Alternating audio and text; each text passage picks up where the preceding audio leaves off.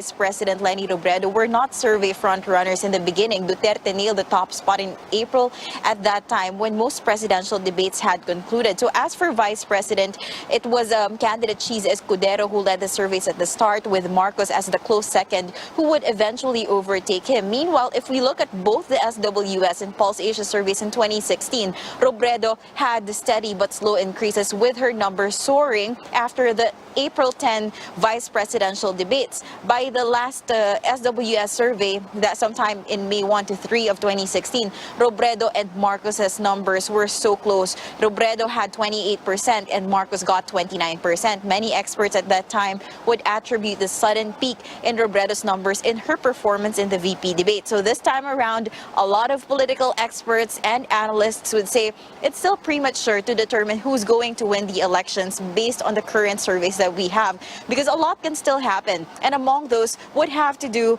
with how the candidates will perform during the debates. So it's really interesting how their strategies would really come into play in later's debate. Ria? All right, thanks for that. That was David Santos and Trisha Terada reporting to us live from inside the Quadricentennial Pavilion in UST, the venue of the CNN Philippines vice presidential and presidential debates.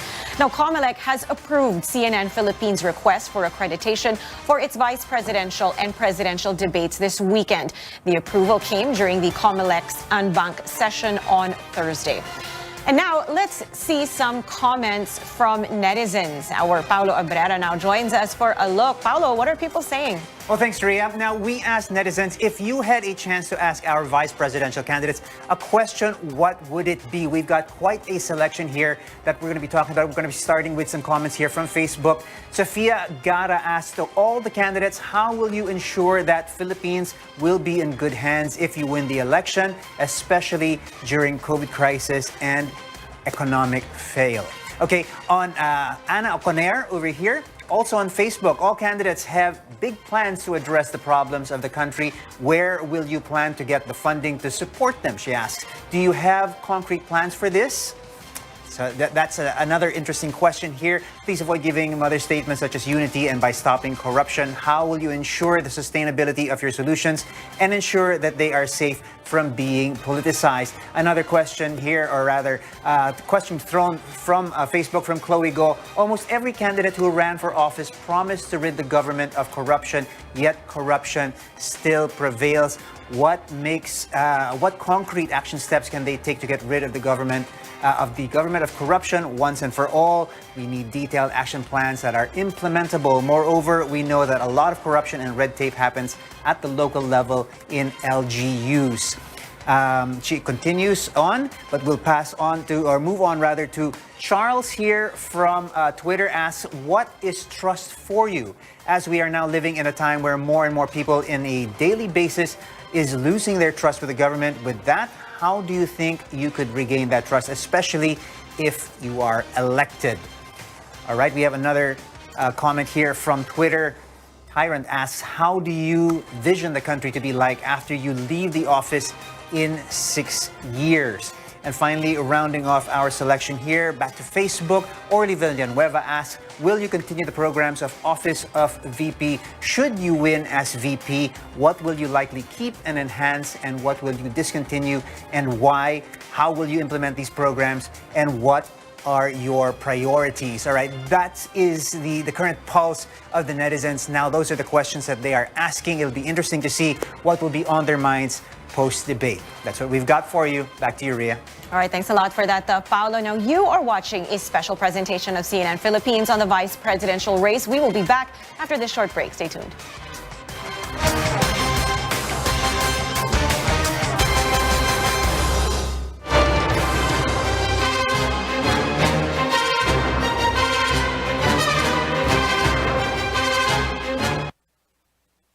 Sure ka ba talaga dito? Ano ka ba?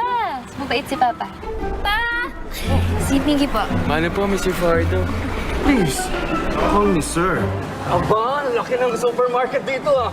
Bili tayo ng drinks. Ako na po ang drinks. Sige na. Gutom na ako. Kuha na mo nga kami, Mike. So, paano? Babiyahe pa tayo. Sir, hatid ko na po kayo. Central Hub yan. Develop na tong part ng Tarlac ah. Sir, sagot ko na po ito. Tingin mo sa akin. Cheap, Sir, hindi po. Joke lang. Sir, pwede na po ako. Thanks. Next time ulit. Miggy. Max Mom! Woo!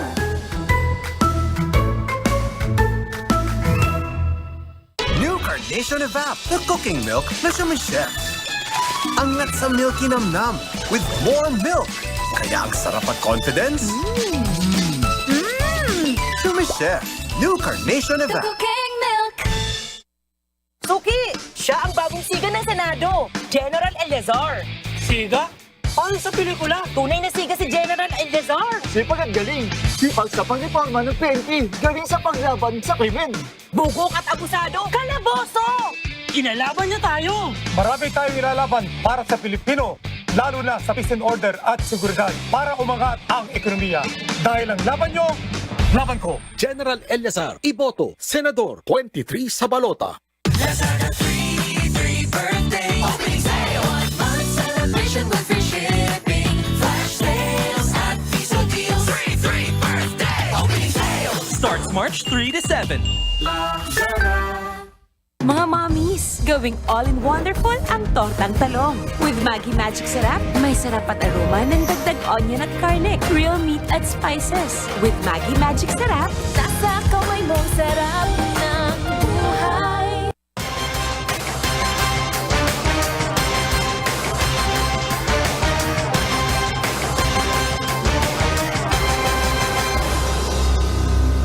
Welcome back. The CNN Philippines Vice Presidential Debate will be happening in just a few minutes with the help of our partners, the University of Santo Tomas, the venue of our debate, and Microsoft Philippines, who made it possible for us to participate in the event virtually through its state-of-the-art technology. And we still have with us our panel of experts. Just a few more questions before we go. Now, Professor Lavinia, how can a VP make himself or herself relevant other than just, as you said, you know, their job is really to wait for the president to die or become incapacitated or resign or be pushed out of power? How can they make themselves relevant?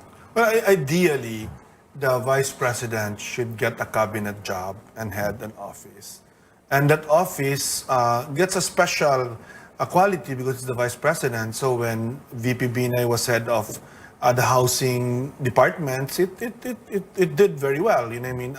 When President Estrada was the vice president of FVR, he did also the crime commission.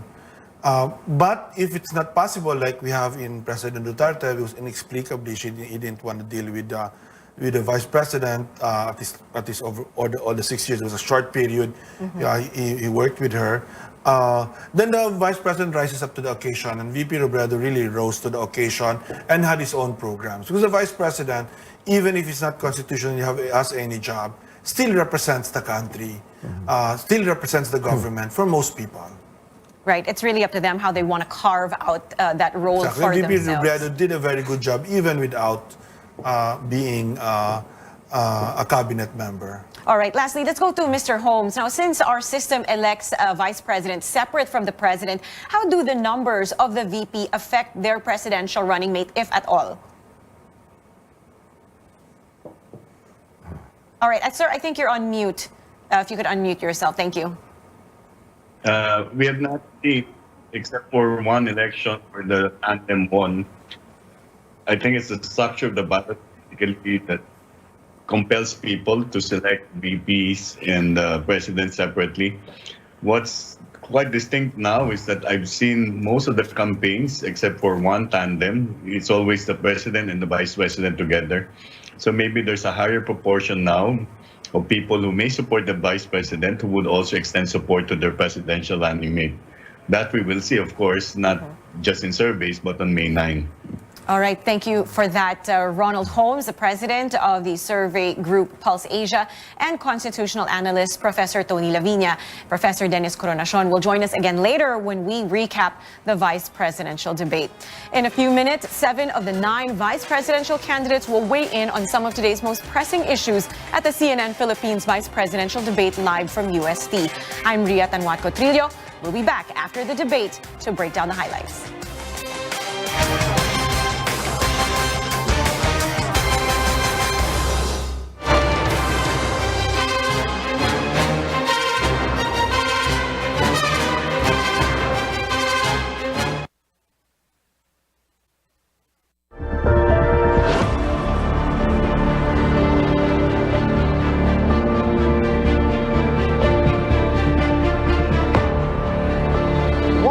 debates for? Sure, it's not mandatory, but participation says a lot about the candidate. It demonstrates their profound national commitment ahead of the general elections on May 9th. On Saturday, February 26th, CNN Philippines will ask the vice presidential candidates the hard question.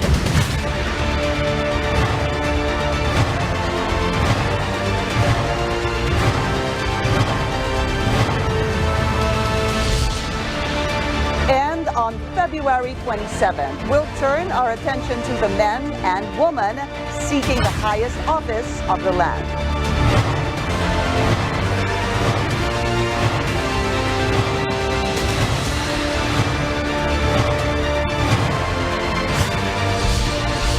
They have confirmed they're a candidate, ready to face the nation, Ready to answer your questions. to promote accountability. Side by side, on one stage, on one network.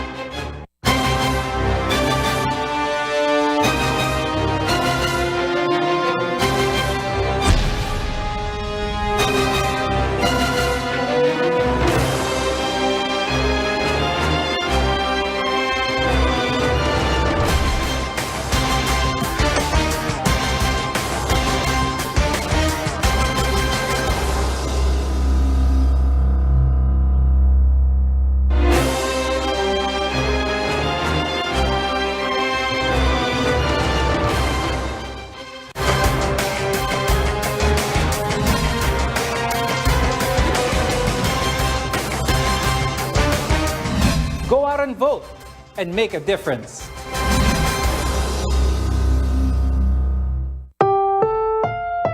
This program is rated PG. It contains themes and scenes which may not be suitable for very young audiences. Parental guidance is advised.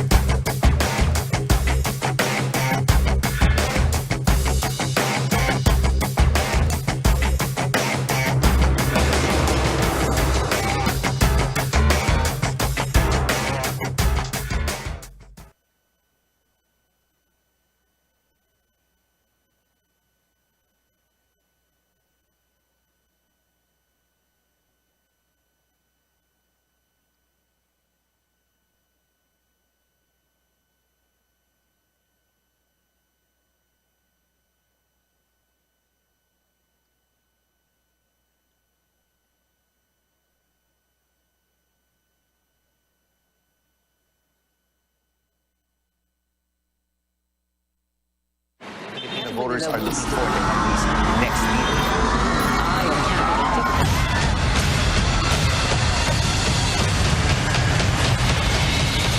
Seven candidates for vice president standing side by side. To face the Filipino people. Filipinos are not that foolish. We are going to do that by taxing the rich. Kung saan natin dadali ng bayan, doon nating idisenyo ang ating edukasyon. To make their case.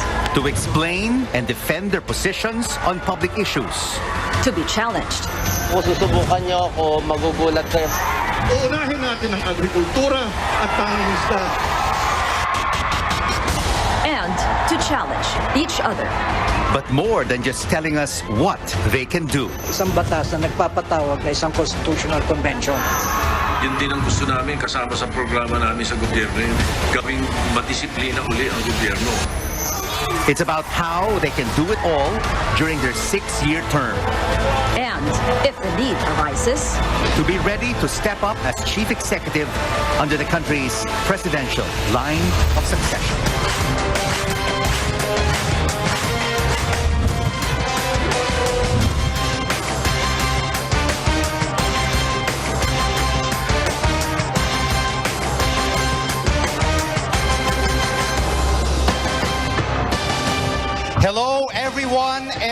welcome to a CNN Philippines special presentation, the Filipino Votes Vice Presidential Debate 2022. I'm Rico Hizon.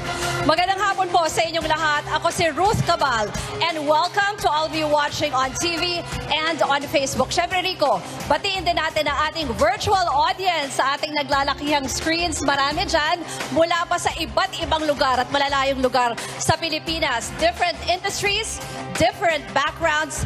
Thank you, Microsoft Philippines, for making this possible. Nagpapasalamat kami sa inyong lahat for joining us today. And Ruth, we are extremely excited to welcome 7 out of the 9 vice presidential candidates right here at the Quadricentennial Pavilion at the University of Santo Tomas.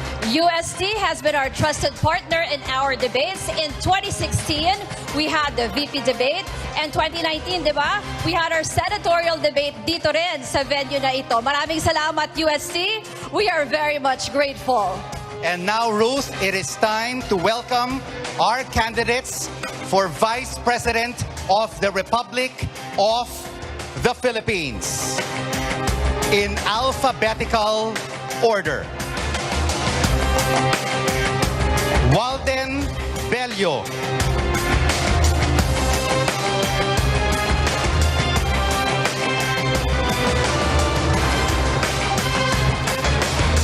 He's a former Akbayan Party List representative, running mate of Labor leader Leody de Guzman. Our next candidate, pro-life advocate Rizalito David.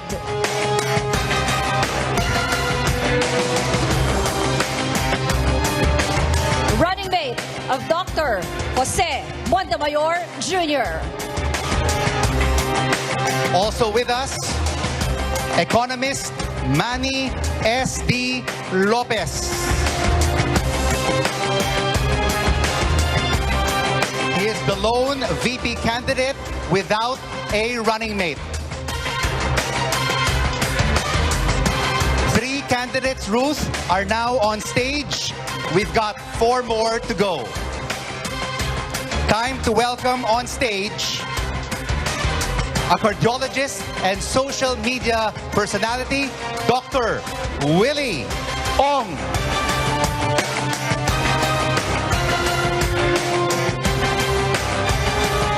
He's running alongside Manila Mayor Isko Moreno Domagoso. Our next candidate, Senator Francis Kiko Pangilinan.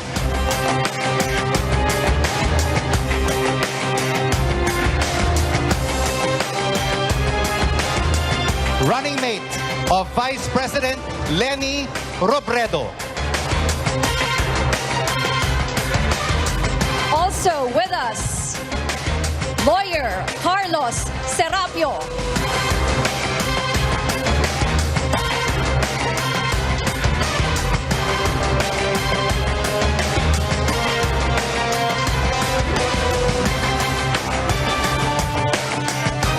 He's running alongside businessman Faisal Mangondato.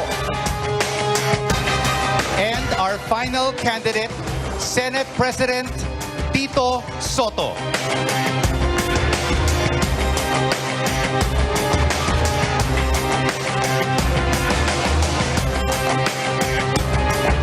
Running mate of Senator Panfilo Ping Lacson.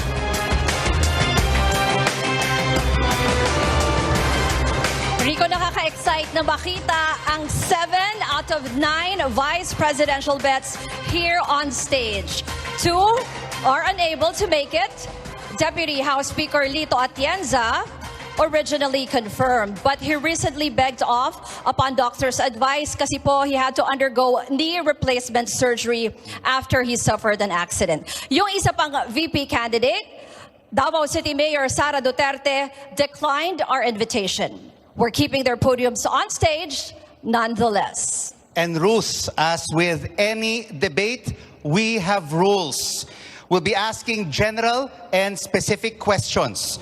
Your allotted time is 90 seconds or 1 minute and a half to answer these questions. And to be clear, general questions will be answered by all the candidates. If your name, running mate, or your party is mentioned or alluded to, you can do a rebuttal. Pero para dyan, 1 minute lang po. And there are monitors in front of you that will serve as your timing device. You'll hear this sound. To remind you, you have 10 seconds left. When your time is up, you will hear this other sound. And we hope by then, candidates, you will quickly wrap up. At pakiusap din natin, candidates, ha, please don't talk over each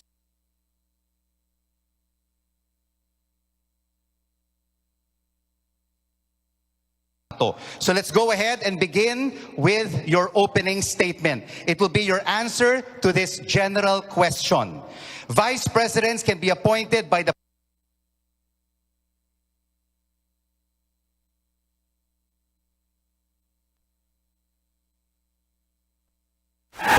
billionaires in the country.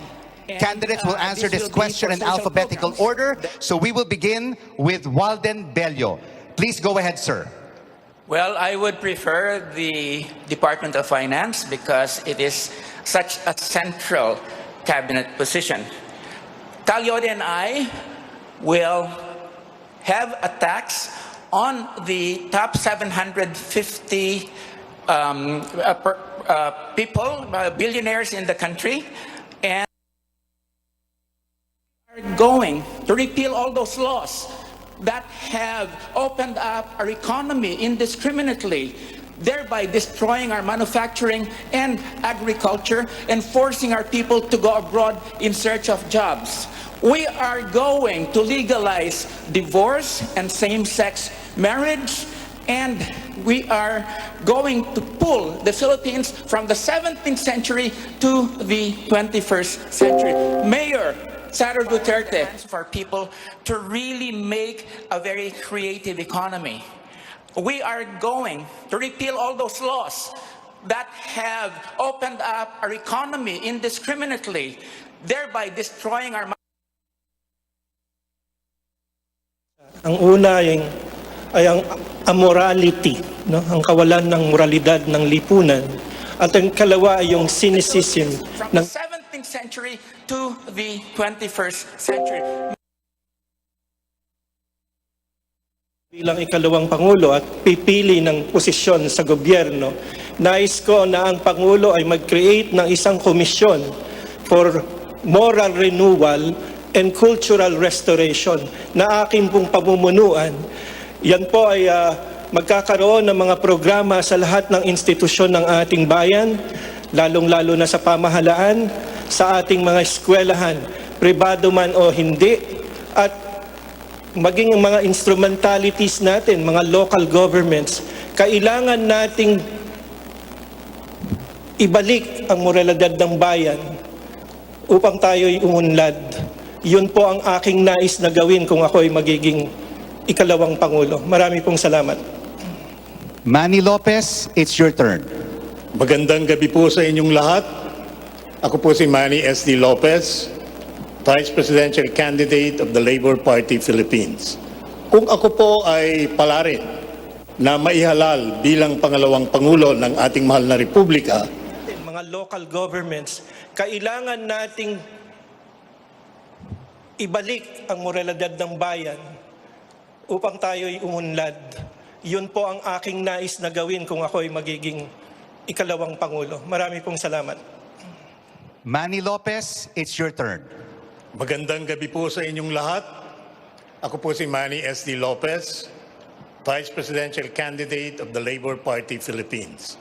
Kung ako po ay palarin na maihalal bilang pangalawang Pangulo ng ating mahal na Republika, ang pipiliin ko pong cabinet portfolio will be perhaps as Secretary of the Department of Trade and Industry. Sapagkat ang priority po natin ngayon, after this unprecedented pandemic, this crisis that we are facing, we will be facing severe challenges in the coming years. And economic recovery is a must to help uplift the lives of our people. And I have a comprehensive three-pronged agenda to help advance our economic recovery. And this is number one, a new omnibus investment code to make doing business in the country a lot easier. We could attract more investors, we could improve the productivity of our businesses, of our enterprises. At pangalawa po, alam naman natin na maraming nahirapan, especially micro, small, and medium-scale enterprises. And the solution to this is a legal framework to enable them to recover. Yan po at provision of low-interest loans. Marami pong salamat. We'd like to hear next from Dr. Willie Ong. Hi.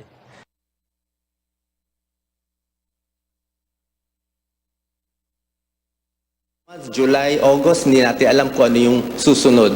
Kaya depende sa presidente kung gusto niya ako lagay sa Department of Health, gusto niya ako gawing overview sa health, okay po dito. Kung gusto niya ako tumulong sa ayuda, okay din po sa akin. Parang division of labor po kami ni Mayor Isko. Sabi niya, ikaw bahala Doc Willie sa kalusugan, siya bahala sa pabahay, trabaho, edukasyon, foreign affairs. Kailangan natin magawa ng mga ospital. We need an infectious disease hospital. Doon natin lalagay yung COVID patients. Hindi po ako politiko, doktor po ako, pero nakikita ko paano bilhin yung pinakamagandang gamot sa inyo para mabuhay kayo at inyong mga anak. Salamat po. Next, may we hear from Senator Francis Pangilinan. Magandang araw po sa kanilang lahat. Depende po sa ating magiging Pangulo na si President Leni Robredo kung ano ang iaatang niya sa atin. Pero kung ano man ang merong kinalaman sa agrikultura at pangingisda, yun ang ating tatanggapin. Lahat ng mga kandidato ngayon sa pagka-Vice Presidente at sa loob ng 20 taon ng halalan sa ating bansa, ako lang ang kandidato na isinusulong at gagawan ng solusyon at sinisentro ang problema ng gutom, mataas na presyo ng pagkain at agrikultura. Tututukan natin ang alalay at ayuda at tulong sa magsasaka at mangingisda. Bilang dating Food Security Secretary, pinigilan natin tumaas ang presyo ng bigas dahil nilabanan natin ang mga rice cartel at ang smuggling at tinigil natin ang tongpats sa importation ng bigas na nauwi sa savings ng 7.3 billion pesos sa loob lamang ng 2 taon. Yan ang susi sa maayos na suporta sa ating magsasaka at mangingisda, tapat na gobyerno at makakaasa sila sa atin dito. Kapag buo ang suporta sa magsasaka at mangingisda, dadami ang kanilang ani, dadami ang huli. Maganda na ang supply ng pagkain sa ating bansa, bababa ang presyo, mawawala na ang gutom. Yan ang ating tututukan. Now we would like to hear from Carlos Serapio. Thank you, CNN. At mabiyayang panahon, Pilipinas. Ang aking pong pipiliin ay batay din sa pipiliin ng aking Pangulo, si Presidente Faisal Mangundato. Kung ano po ay bibigay niyang tungkulin sa akin, yun po ang aking gagampanan. Datapwat, kung ako'y kanyang tatanungin kung ano ang aking personal na preference dahil po sa aking academic background, sa aking experience in engaging different leaders and functionaries of different nations, I prefer to take the portfolio of the Department of Foreign Affairs. And in that position, I think the experiences that I have had in doing back-channeling work will provide the kind of background as well as expertise for me to be able to do justice to the position. Kaya po, diyan mahalaga sapagkat tayo nahaharap sa ating ngayong mga relasyon sa iba't ibang bansa, lalo't higit na dito sa ating rehiyon. At ito po ay napakahalaga. Kahit na pa nga ang aming programa ay ang tanging programa ng transisyon. At sa transition po, mahalaga na maunawaan ng ibang bansa kung ano po ang ating patutunguhan na sistema. Salamat po. Senate President Tito Soto. Salamat po ng marami. the Dangerous Drugs Board and the Department of Interior and Local Government, I will be able to implement the Dangerous Drugs Act of 2002 completely. Republic Act 9165, of which I was the principal author of, and created the Philippine Drug Enforcement Agency. The present situation calls for the attention of government to the problem of drug abuse, not just illegal drugs. Those are two different animals. Kapag ang inasikaso mo lang ay yung supply reduction strategy na enforcement lamang at may kakulangan sa prosecution, you will never solve the problem of illegal drugs. But if you concentrate on prevention and rehabilitation, which is partly the demand reduction strategy that is necessary to combat it, I feel we will be able to complete and implement well the laws that we have passed before.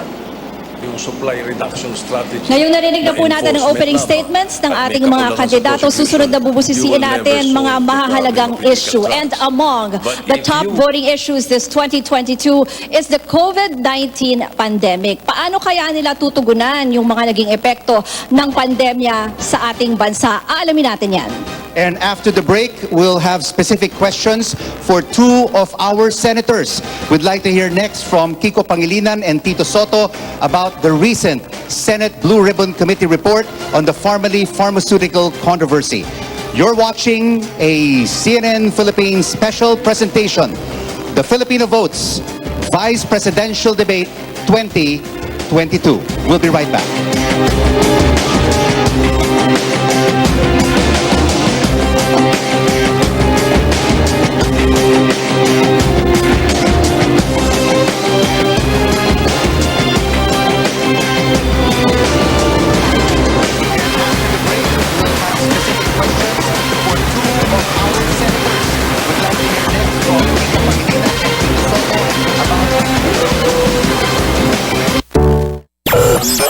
DYKB Bacolod, mas pinalawak, mas pinalakas. The CNN Presidential and Vice Presidential Debates, in cooperation with RPN DYKB 1404 kHz, is brought to you in part by former Congressman Albi Benitez. Vote wisely this May. Let's get ready to rumble!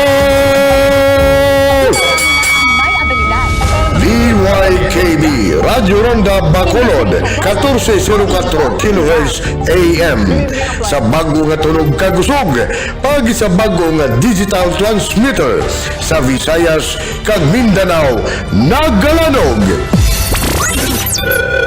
It's showtime!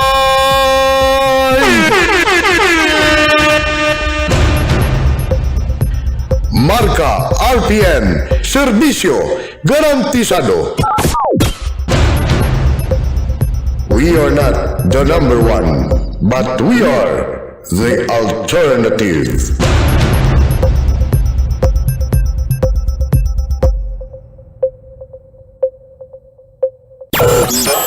DYKB Bacolod, mas pinalawak, mas pinalakas.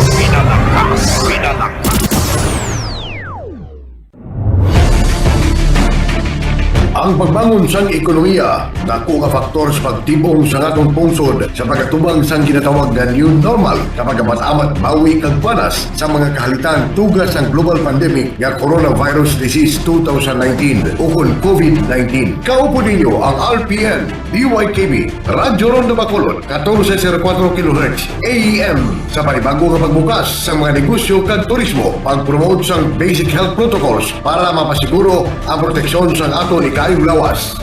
Bangon Pilipinas sa bago nga pag-asa. Advertise with us in a reasonable and flexible range. Sa bagong digital transmitter, ang RPN, DYKB Radyo Ronda Bacolod sa matinlo kang mapaskog nga tunog, mabatian sa mga areas ng Palawan, Mindoro, Panay, Guimaras, Negros Occidental, Negros Oriental, Cebu kag pinakabahin sa Mindanao.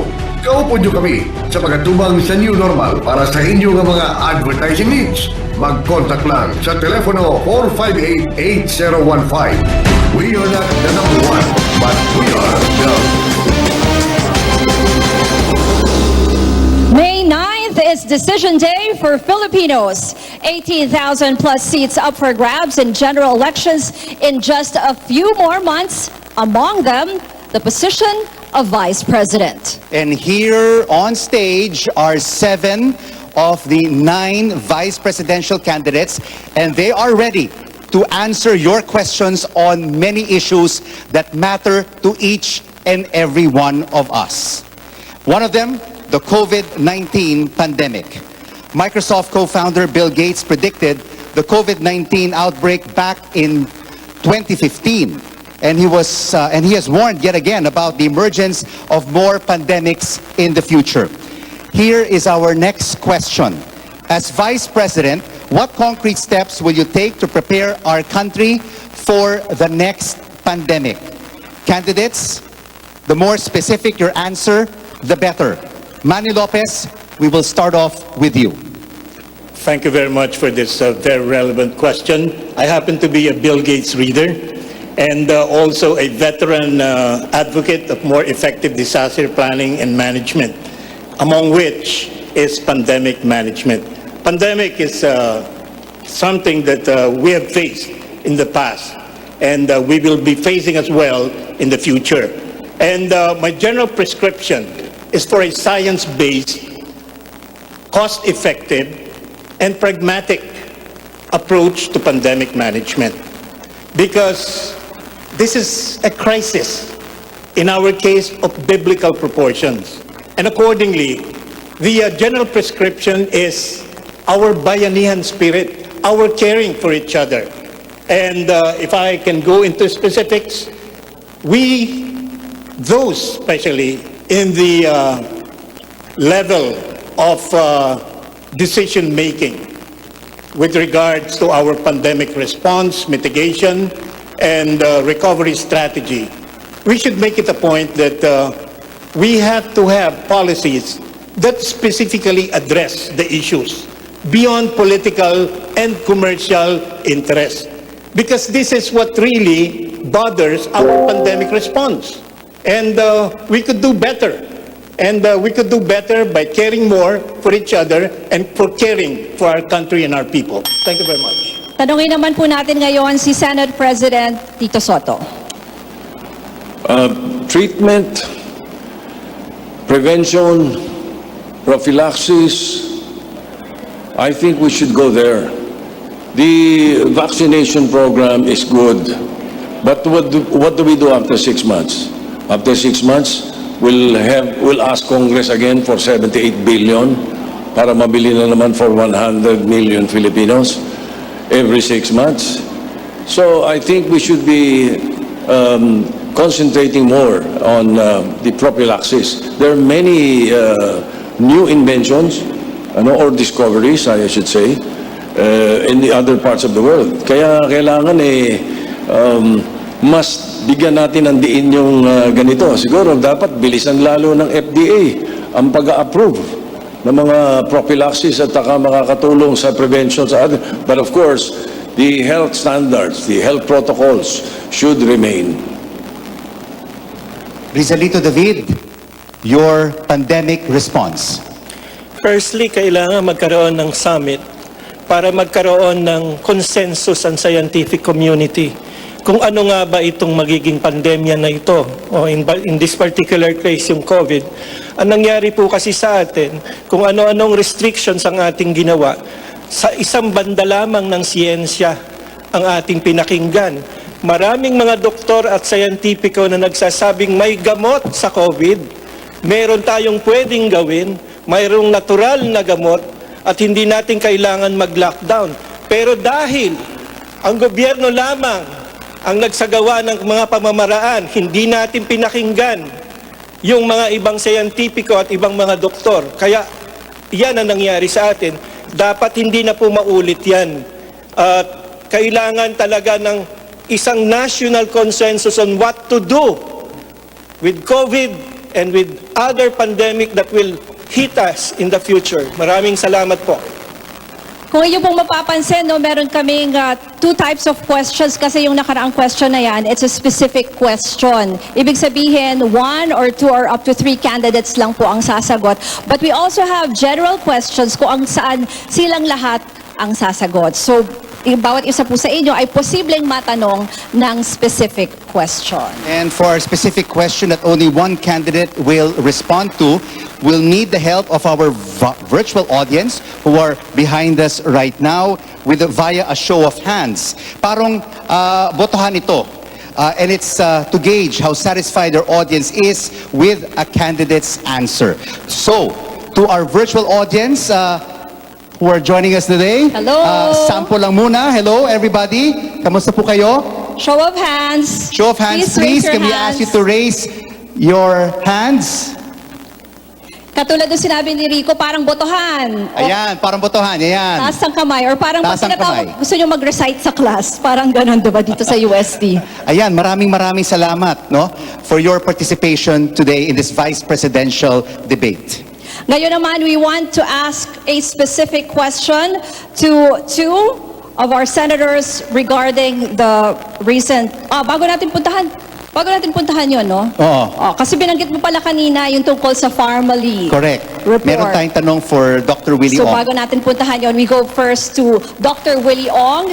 And this is a specific question for you. Pero kanina po, nabanggit nyo na di ba? Yung pagpili po sa inyo ng inyong running mate na si Mayor Isko Moreno about your medical background. And he said that this will prove very helpful with the government's pandemic response and other health issues. Pero siguro po iniisip na rin ng marami, how about other duties and responsibilities as Vice President that are outside your area of expertise? How do you plan to fulfill them all? Salamat po. Lahat naman po ng field na kailangan natin aralin, inaaral ko naman po. Ako po isang doktor, cardiologist, 18 years po ako nag-aral. Nagkataon lang talaga nilalaliman ko sa kalusugan. Ito kasi napakahalaga. Lalo na dito sa COVID response, di ba? Alam ko, hirap na yung mga kababayan natin sa lockdown, di alam anong gagawin. Simple lang po kailangan natin magtayo ng infectious disease hospital. Doon natin lalagay yung mga COVID patients. Hindi pwede sa PGH kasi namamatay yung mga ibang pasyente natin. Kailangan natin magtayo ng Cancer Center of the Philippines. Salamat kay Sen Kiko, kay Tito Sen, napas nila yung bayanihan. Kaya lang bakit hindi nagtayo ng ospital? Kailangan na magandang gamot para sa COVID. May gamot na po ngayon sa COVID. Paxlovid ang pangalan, darating sa Maynila na order ni Mayor Isko Moreno, February 27. Napakaganda nito. Sa Amerika, binibigay ito. Hindi ko alam ba't natin bilibili. So yung Remdesivir, Paxlovid, and others na gagawin natin. With other fields, kahit ano paggawa sa akin, okay naman sa akin. Kung sa agriculture, sa DSWD, o sa foreign affairs, okay lang po. Mabilis tayong matuto at gagawin po natin. Senator S.B. Soto, would you like to respond? May binanggit po si Dr. Willie Ong. Concerning what Bakit topic wala again? pong hospital yung binanggit niyo, sir? Dr. Ong?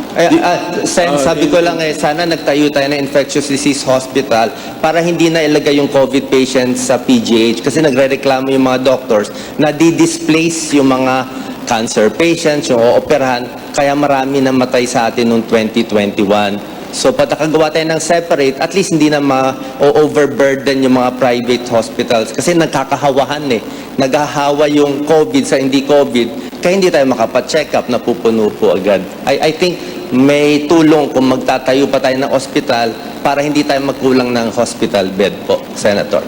Bayanihan 1 was crafted specifically to address the problem of those who will be victims of the lockdown. Victims, I say, na nawala ng trabaho. Talaga ginawa namin yung Bayanihan 1, and I am the principal author of the measure. I'm sure Senator Francis is very well aware of that.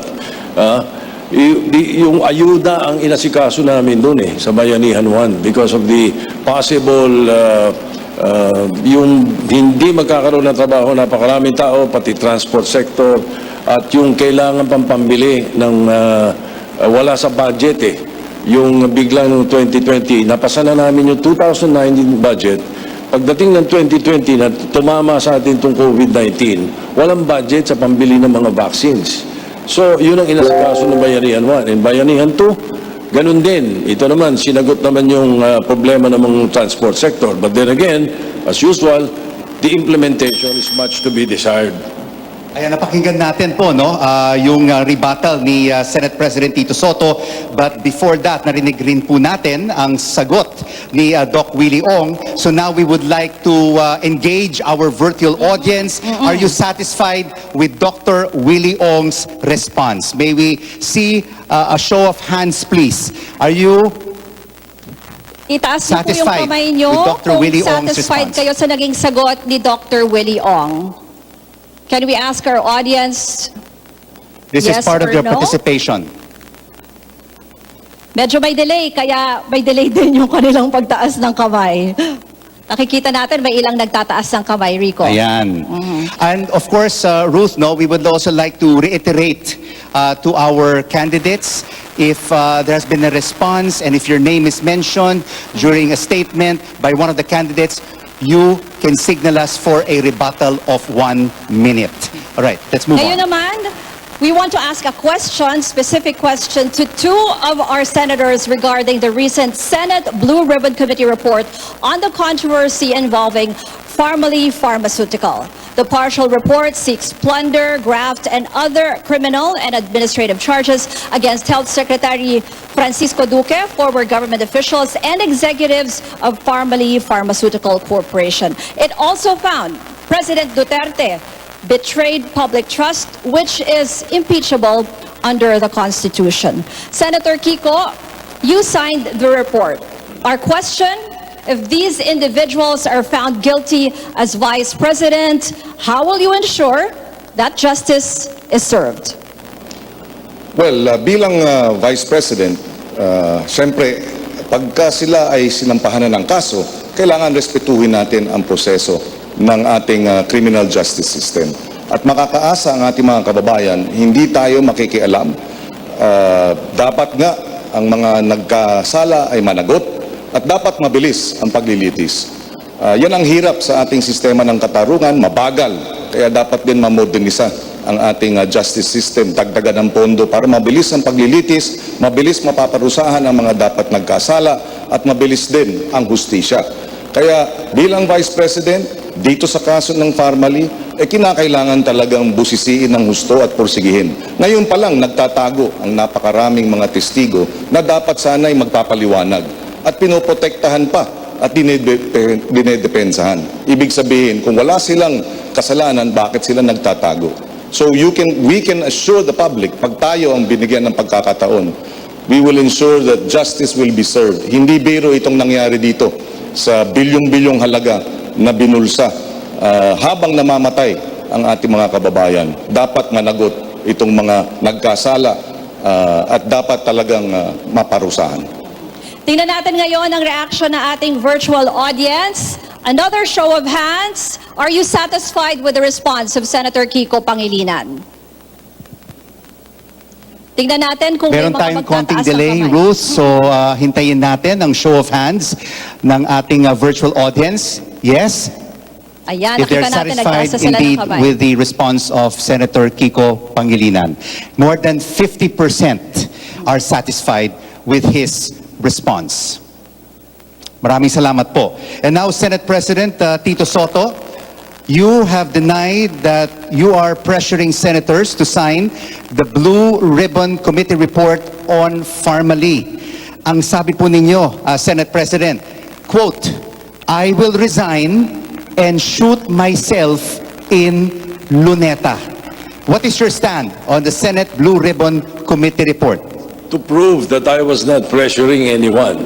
Because the news report was that, or was it fake news on social media, that I was pressuring members of the Senate to sign the committee report. The Senate President never does that.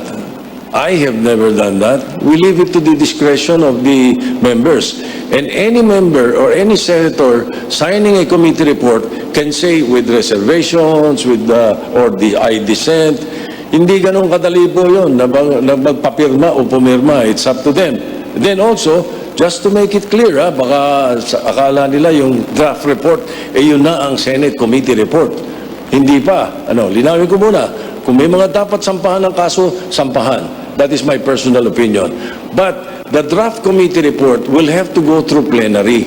And in plenary, that is when we pass it, we debate on it, para malaman natin kung sino-sino mga kasama dapat do sa kaso at sino dapat ang makakasuhan. Because usually, the ombudsman nakikinig sa pinapadala ng Senado, katulad ng ginawa kong investigasyon sa PhilHealth na pinakasuhan ko lahat yung mga gumawa ng kabalbalan dun sa pera ng PhilHealth.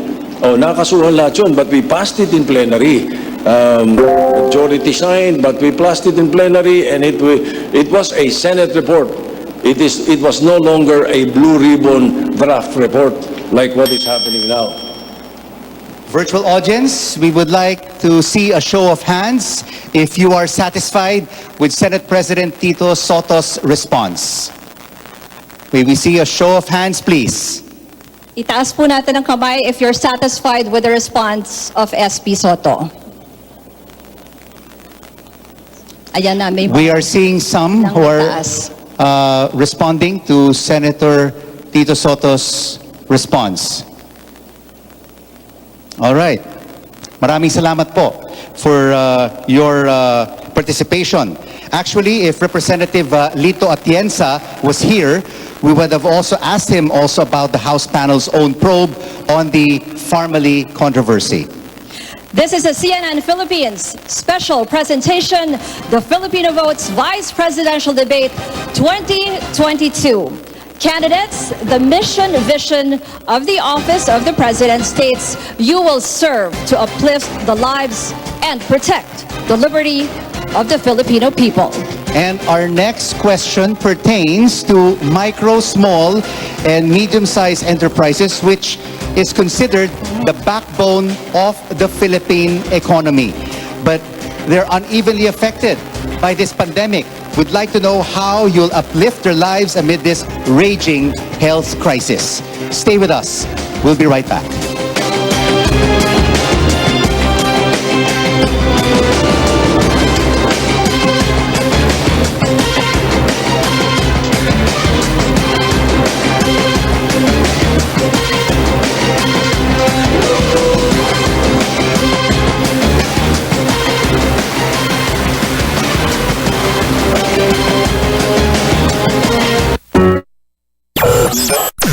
DYKB Bacolod, mas pinalawak, mas pinalakas.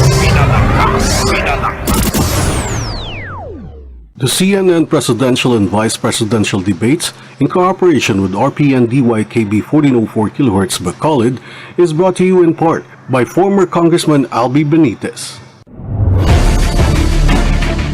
Ang pagbangon sang ekonomiya, dako ka faktor sa pagtibong sa atong pungsod sa pagkatubang sang ginatawag nga new normal kapag amat-amat bawi kag panas sa mga kahalitan tugas ang global pandemic nga coronavirus disease 2019 o kun COVID-19. Kaupo ninyo ang RPN DYKB Radyo Rondo Bacolod 1404 kHz AEM sa panibago nga pagbukas sa mga negosyo kag turismo, pag-promote sang basic health protocols para mapasiguro ang proteksyon sa aton kayong lawas.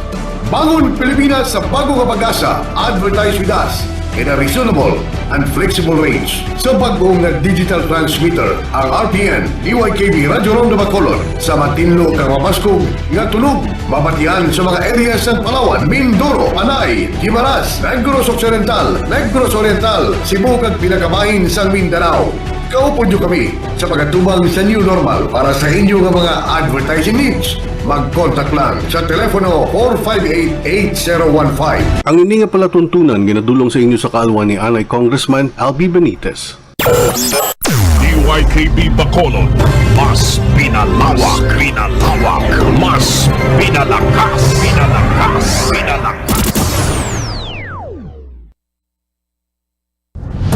RPN Regional AM radio stations nationwide welcomes CNN Philippines, a first on radio. To bring you the latest news you can use, news you can trust. Listen to Newsnight, weekdays, 6 p.m. I'll go above and beyond the headlines. Followed by Med Talk, Health Talk. We'll talk about how to keep ourselves healthy during the pandemic. politics as usual. Our guests for tonight, two political science professors. Up close and more. Catch CNN Philippines Hour in all RPN AM radio stations. Weekdays, 6 to 7 p.m.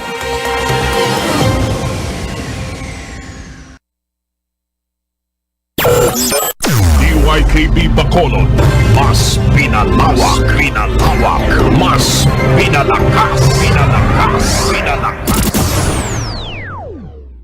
DYKB Radio Ronda.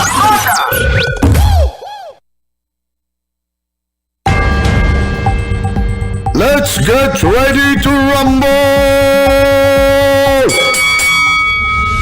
DYKB Radio Ronda Bacolod 1404 kHz AM sa bago nga tunog kagusog pagi sa bago nga digital transmitter sa Visayas kag Mindanao nagalanog. It's showtime!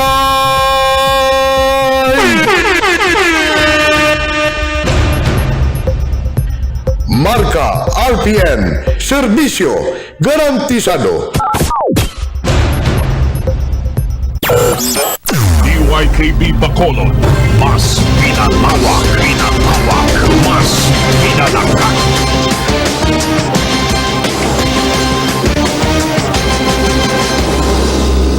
You're watching a CNN Philippines special presentation, The Filipino Votes Vice Presidential Debate 2022. 7 out of 9 candidates are here on stage with us, and we're asking them your questions to know where they stand on key issues that are important to all of us. At isa nga po dyan, yung binanggit natin kanina, micro, small, and medium enterprises or MSMEs, which comprise 99.5% of all business establishments in the country. Ang tawag nga po natin sa kanila, backbone ng ating ekonomiya. Without them, millions of our kababayans will be jobless. Candidates, we want to know, what can you do in your capacity as Vice President to come to the rescue of small business owners who are struggling from the pandemic and from other disasters? Banggitin na rin natin yung Typhoon Odette. We want to hear first from Carlos Serapio. Thank you.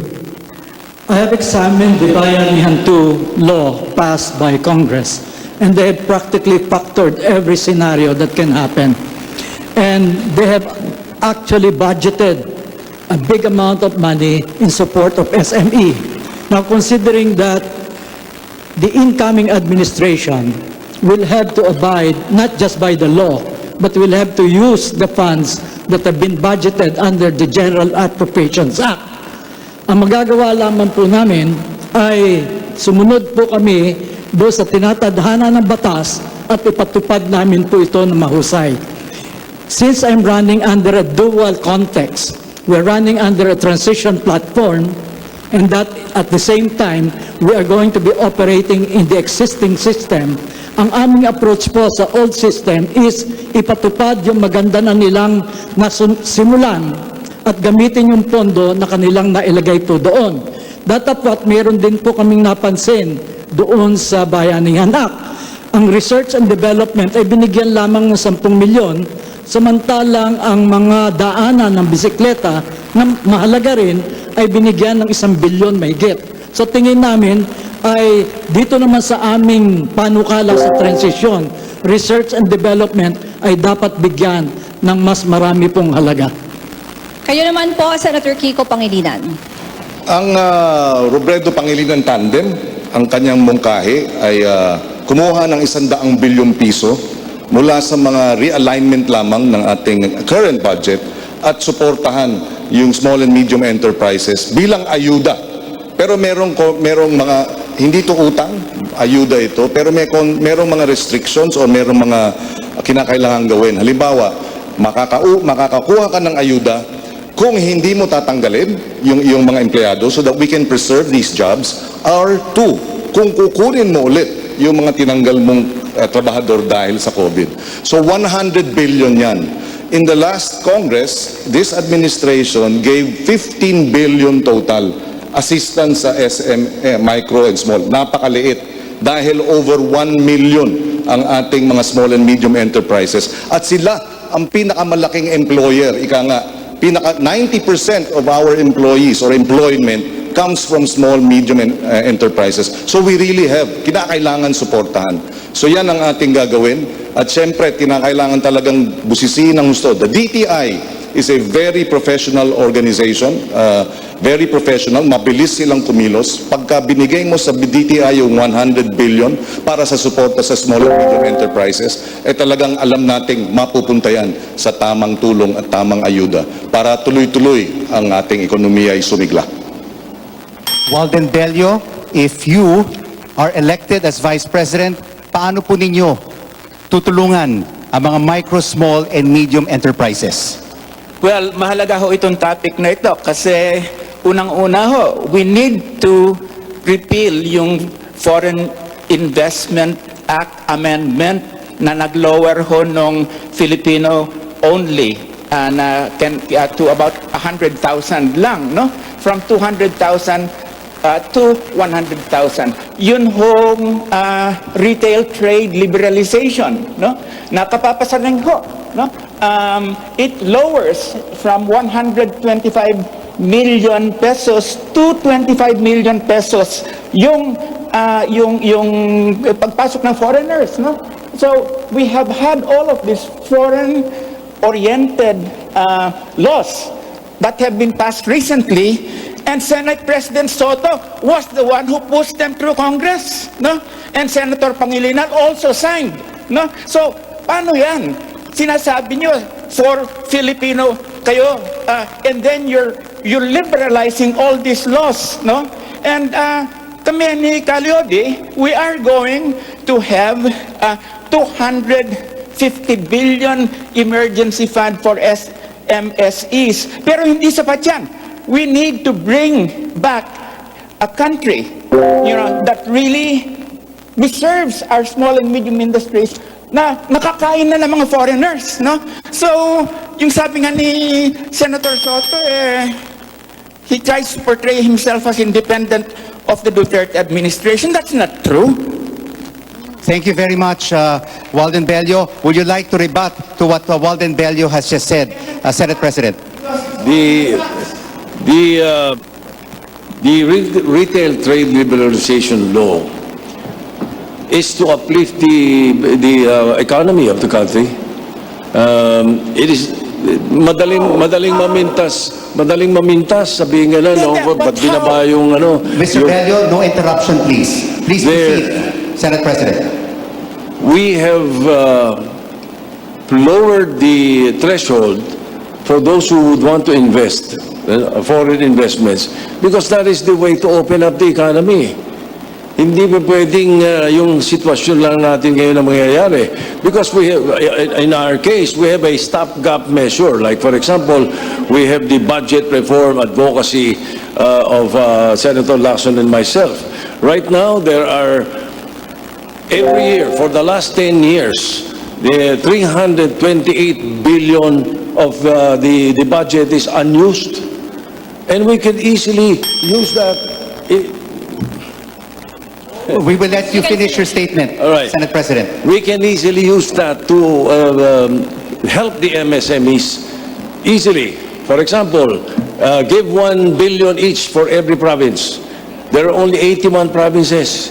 1 billion each. Imagine what it can do for the economy in Occidental Mindoro and all the other provinces, especially the poor provinces. Thank you, Senate President. Senator Kiko. We supported the measure precisely because we feel given yung situation sa ASEAN, tayo mapapababa nung investments natin mula sa abroad, napakahalaga nan. Ngunit binalanse naman natin. Kaya nga merong 100 billion na suporta sa ating maliliit na negosyante para talagang mabigyan sila ng alalay at ayuda habang nasa gitna tayo ng COVID response. We have ng COVID at ang pandemya. So kinakailangan natin balansehin. Hindi pa pwedeng bawal ang lahat ng foreign investment o kaya restrict it to the degree na hindi na lalaki ang ating ekonomiya dahil nakakadagdag naman sa totoo lang ng trabaho. But at the same time, suportahan ng ating lokal. Kaya nga merong 100 billion which is 85 billion more than what this administration has given in terms of assistance to micro, small and medium enterprises. Again, paalala lang po namin sa ating mga kandidato, wag po nating interrupt pag merong sumasagot. And for the rebuttal, you just have 1 minute. All right, napakinggan natin no si Senate President at si Senator Kiko. Are you satisfied, Mr. Bello, with their responses? No, I am not, because they're opening up SMEs, okay, and small enterprises, to be eaten up by putting down the threshold by foreign entrepreneurs and businesses. And then they say that they're protecting SMEs and medium enterprises. It's say na, okay, bibigyan kayo ng pondo para makatulong, pero hindi yun ang problema. The problem is, for instance, yung tariff laws natin, 1 to 4% and all of that, really has gone down. So let's not kid ourselves. You're sending this country and our SMEs to the hands of all these foreign enterprises that will eat them up. Walden Bello, we move on now to our next issue, which is also related to MSMEs. Many of those are Filipino fisherfolk whose livelihood have been affected not just by the pandemic but also by many other factors. This question goes to Senator Kiko Pangilinan. You promised to redeploy the Coast Guard and Navy ships to protect our fishermen from possible harassment from foreign vessels, which are mainly Chinese vessels. We're talking about a country with the largest navy in the world. At pagdating sa gray ships, they're also known as warships at ibang usapan na yan. So in April last year, President Duterte said he would send gray ships if China starts digging for oil, quote, to state a claim. Are you prepared to take this maritime dispute to another level? Well, I'm prepared to fight for our rights over the waters of our exclusive economic zone and not be subservient. Hindi tayo pwedeng sunod-sunuran sa China. Gusto natin makipagkaibigan sa China pero wag naman dahil sa pagkakaibigan natin sa kanila, i-give up na natin yung 550,000 square kilometers of sovereign and exclusive economic zone. Alam mo, tinataboy ang ating mga mangingisda, ipaglaban natin ang ating soberenya. Dati, ang kinikita nila 40 to 60,000 a month dahil nakakapunti sila doon sa malayo. Ngayon dahil wala na yung Coast Guard, wala na yung Navy, talagang hindi na sila, wala na pumuprotekta sa kanila. So dapat i-resume yung patrol, dapat i-resume yung Coast Guard para pag naroon yung ating mga mangingisda, meron silang takbuhan. Number one. Number two, para tumaas ang kanilang kita. Ngayon, 3,000 pesos a month na lang ang kinikita. Kulang-kulang pa. Panggasolina lang. So, kawawa ang ating mangingisda. And so, we have to fight for our exclusive economic zone. That is energy security dahil maraming oil dyan at gas reserves. That is food security dahil maraming isda dyan at aquamarine resources. Ipaglaban natin yung arbitral ruling. Dahil atin ang West Philippine Sea. Usapang ekonomiya pa rin po tayo, economic recovery. Ruth, meron gustong sabihin si Senate President? Yes, I think it's very important that the audience or our people know that I personally filed in the Senate the creation of the establishing maritime zones. The maritime zones will define the internal waters, the archipelagic waters, the territorial waters, and the economic zones of the country. Wala tayo nun. Kung ang China mayroong 9 dash line, wala tayong maritime zones, hindi maliwanag. That is why I filed the bill to ngayon linawin mabuti yan. At pag dyan, pinasok tayo nung kapitbahay natin, papasok yung MDT, yung Mutual Defense Treaty. Ang kalaban nila, si Canuna. Thank you very much for that statement. Mr. David. Yes, Mr. David, you would like to rebut and add? Nais ko lamang magtanong kay Ginoong Kiko Pangilinan. Kasi paulit-ulit naman yung sinasabi niya na labanan natin. No? Panahon pa ni Aquino at nitong kay Duterte, wala naman tayong nagawa doon sa sinasabi natin, ipaglaban natin So sa papaano mong paraan gagawin yung pakikipaglaban sa China para irespeto yung ating karapatan doon sa ating mga katubigan dyan sa West Philippine Sea. We cannot just simply say, ipaglaban natin. At ang nangyayari pa, sa mga proposals nyo, ang nangyayari pa, pinapatronize nyo yung ating mahihirap. Hindi nyo naman sila ini-empower with all those things that you're presenting. Libreng ganito, ayudang ganyan. That is not empowerment. That is patronage. Siguro, can I respond? Senator Kiko, do you have a rebuttal? Yes. Siguro hindi narinig ni Ginoong David yung kanina ko sinabi dahil sabi ko nga, we will resume the Coast Guard patrols in the area. We will resume the Navy patrols in the area. So, yun ang gagawin para maprotektahan ang ating mga mangingisda at ma-assert natin ang ating soberenya ron. Number 2, we will have to engage with ASEAN. Indonesia, Vietnam, they are also concerned about the aggression of China. We should align with ASEAN neighbors who together we can strengthen our position that this aggression is not right. And number 2, the US, Australia, Japan are also concerned about this 9-dash line illegal claim, fake claim. And we have to also align and strengthen our alliances with them so that we have a broad alliance that will assert or will oppose this unacceptable 9-dash claim of China. But we also have to take note, Senator Kiko, that China's navy is far larger than the Philippines. And it is very minuscule compared to the power of China. Far larger than Vietnam and Indonesia, but they can assert, they have asserted their sovereignty over these waters. Indonesia even, binomba nga, pinasabog yung Chinese vessel Hindi naman ibig sabihin gera. In response to the two So gentlemen. we have to assert. I'm not saying we should atakihin natin sila. Pero pagka tayo na wino-water cannon, hindi naman tayo pwedeng nakangalang. We have to, our Navy and our Coast Guard must defend our sovereign waters. And it starts with being present in these areas by having these patrols. Gusto ng ating mga kandidato na marinig din yung side nila sa issue na ito. We have Congressman Bello. Yes, sir. Napakita na natin dito yung magiging foreign policy ng Lenny Kiko administration at saka nung Lacson Soto administration. Sinabi na ni Senate President na he is going to invite the United States, to oppose China. Papasok na lang daw dyan, MDT, Mutual Defense Treaty. Hindi humari yan. We have to have an independent foreign policy. And ito naman si Senator Pangilinan, we will join the Quad. Come on! This is dominated by the Australia, I did not say, US, I did not say etc. we will join the Quad. No, but you said that you are going to align with the Quad. No, Senator. No, no interruptions, please. That We is will have to let consistent Mr. Bello with the finish. Aquino administration's pro-US policy. You're just carrying that out again.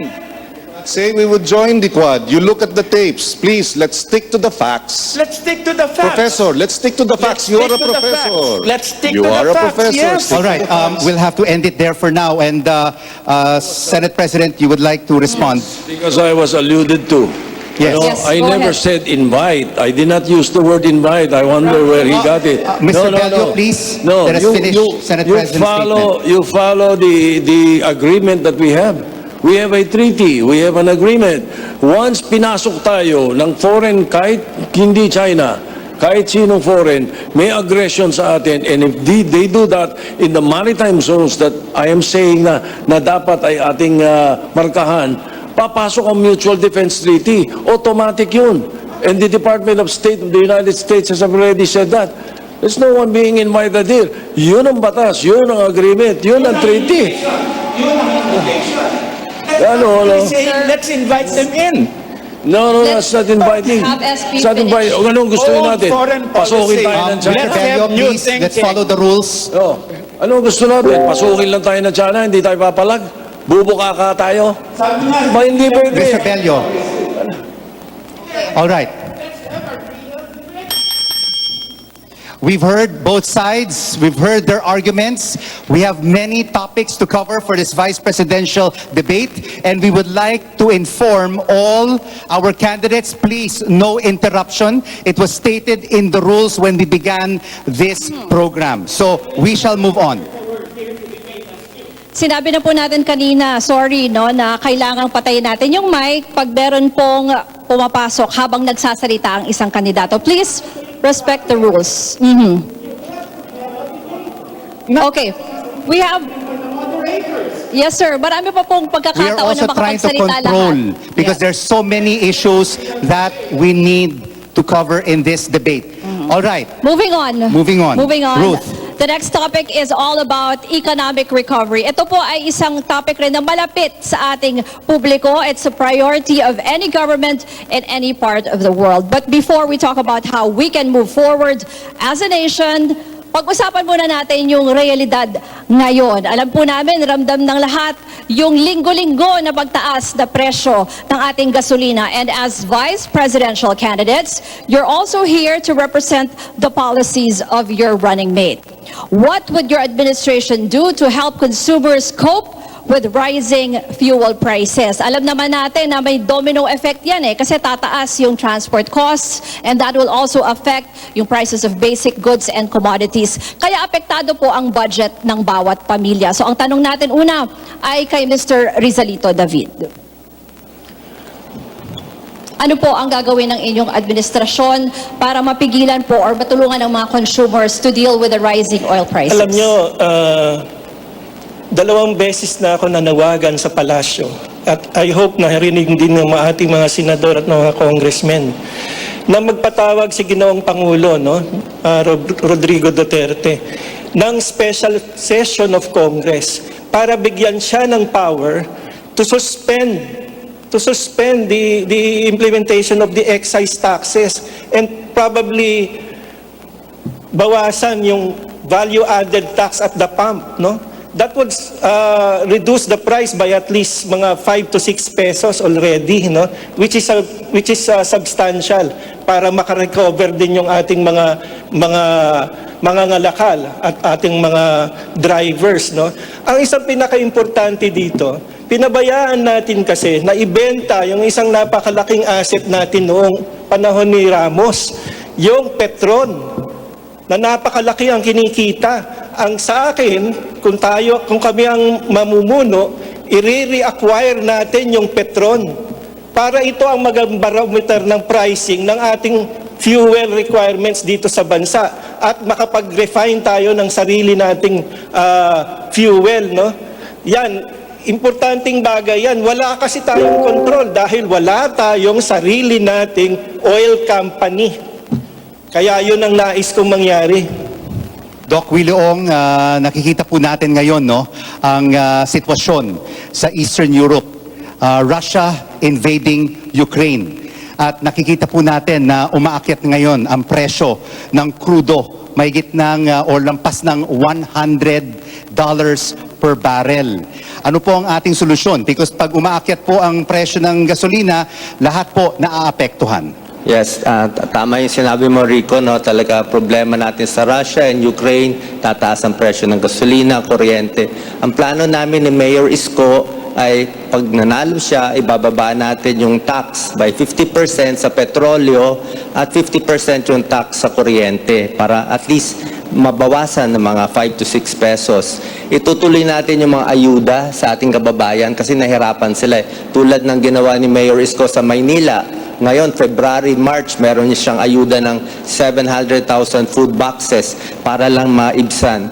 Problema talaga sa kuryente, isa pa, yung malampayan natural gas natin, mauubos na by 2027. Diba? So magre-rely na lang tayo sa iba, sa coal at renewable energy. Itataas natin yung renewable energy, Pero yung pinag-aawayan natin kanina dito sa West Philippine Sea sa ating kababayan, ano ba pinag-aawayan?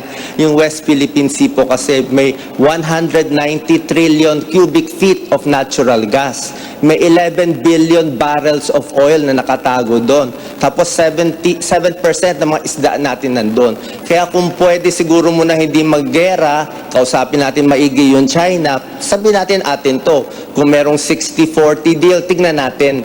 Pero siyempre, kaibigan pa rin natin yung Amerika kasi Amerika magbibigay ng armas sa atin. So kung pwede makuha itong mga yaman na to para bumaba na yung presyo sa gas at kuryente. Salamat po. Now let's go to Senator Tito Soto. We have a silver bullet to these problems, encompassing fuel, poverty, BRAVE. Matagal na namin programang tinutulak ni Senator Lacson ito. At we have, ibinabagay na namin sa panahon. It stands for Budget Reform Advocacy for Village Empowerment. Ang kailangan kasi, nakahanda tayo. Whatever mangyari sa oil sa ibang bansa, iba kung nakahanda tayo sa baba. Dapat ang budget reform natin, manggaling sa bottom-up budgeting. Hindi kasulad na nangyayari ngayon na ceiling, bibigyan ng ceiling yung mga departamento, magsasubmit ng kung ano-ano, hindi alam kung ano nangyayari sa baba. Merong disconnect. Samantalang, kung ang magagawin natin ay yung budget reform na bottom-up, inaalam mo sa barangay, ano mga pangangailangan. So we came up with a three-pronged socio-economic development and political reform agenda. And this will require a new omnibus investment code, a streamlined bankruptcy law, and provision for low-interest loans para po makabangon ang ating mga MSMEs, ang ating agrikultura, ang ating mga professionals, at ang mga consumers. Sapagkat pag nakabangon po yan, babangon din ang ating national economy.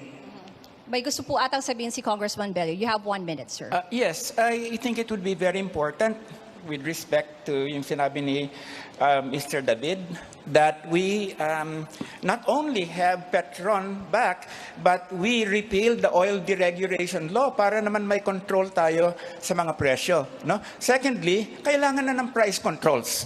And when there's an emergency, there has to be price controls. And then back to this situation, the Senate, passed this, itong lowering the income tax of the corporations in the midst of a pandemic, from 30 to 20 for local and from 30 to 25 for foreign corporations. And Senator Pangilinan was part of that. Senator Soto was part of that. It was pushed by the Duterte administration. So, what the hell? You're saying you're for MSMEs and then you're bringing down the taxes of the big ones. Marami pa tayong pag-uusapan mamaya. Posible pa tayong pumunta sa topic yes, ng Mr. ekonomiya. Lopez would like to add. Okay.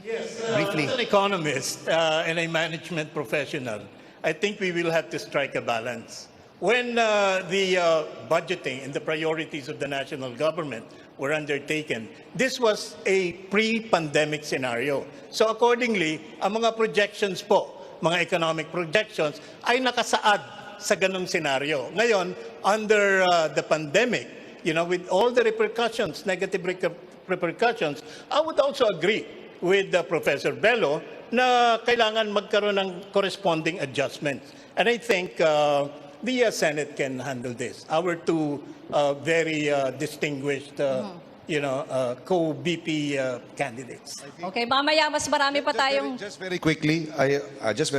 sinagot ko na yung Go ahead. point ni Ginoong Bello na we have to strike a balance, and that's why we put we are putting a 100 billion assistance fund for small and medium enterprises, as we also allow for investments from abroad, for example, to come in. So it's a balance that we answered the question already earlier. Mamaya marami pa tayong pagkakataon na marinig ang ating mga kandidato. You're watching a CNN Philippines special presentation. When we return, the war on drugs and the International Criminal Court.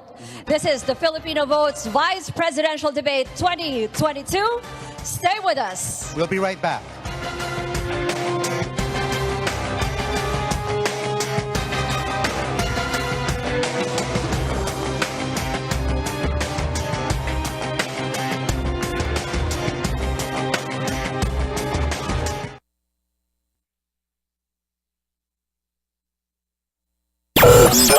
DYKB Bacolod, mas pinalawak, mas pinalakas.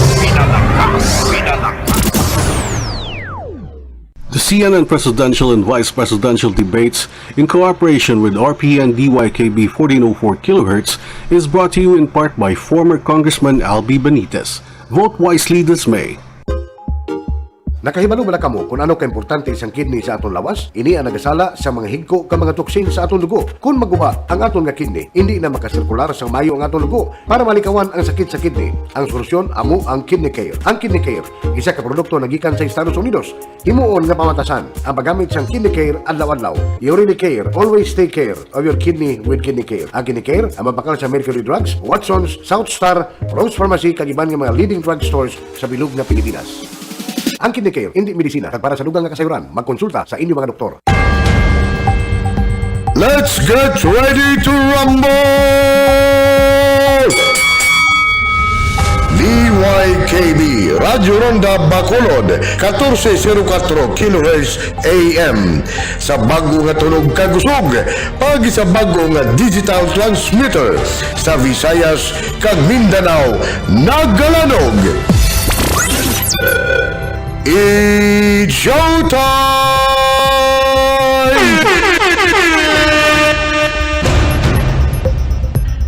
Marka RPN, serbisyo garantisado. We are not the number one, but we are the alternative.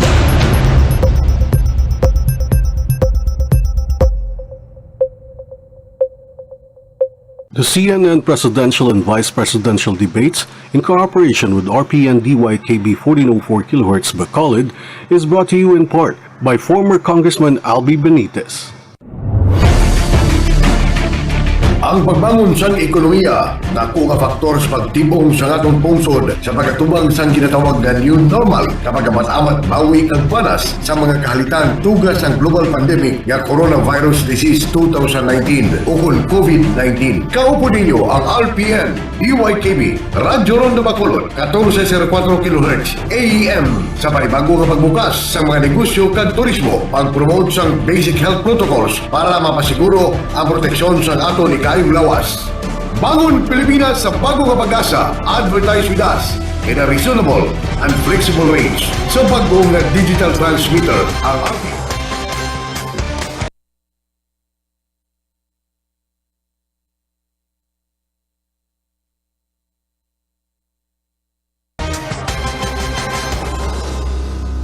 On May the 9th. And before we proceed to our paalala next... lang natin, no, Yes, sa to our ating mga next question. kandidato na wag po tayong mag-i-interrupt pag sumasagot po ang isang kandidato. Sana po maintindihan nyo na kasi mas maganda pag naririnig ng buo ang sagot ng isang kandidato. I'm sure yun din ang gusto ng ating mga manonood. And when everybody speaks over each other, it is the Filipino people who do not understand your platform of government and why you want to run and become the next Vice President of the country. Thank you very much for your cooperation. And of course, Ruth, we would also like to mention to our viewers that on social media, on Twitter, hashtag CNNPH VP Debate is currently one of the top trending. Kaya pwede po kayo mag-tweet or mag-comment sa ating Facebook para malaman din natin kung ano yung reactions nyo.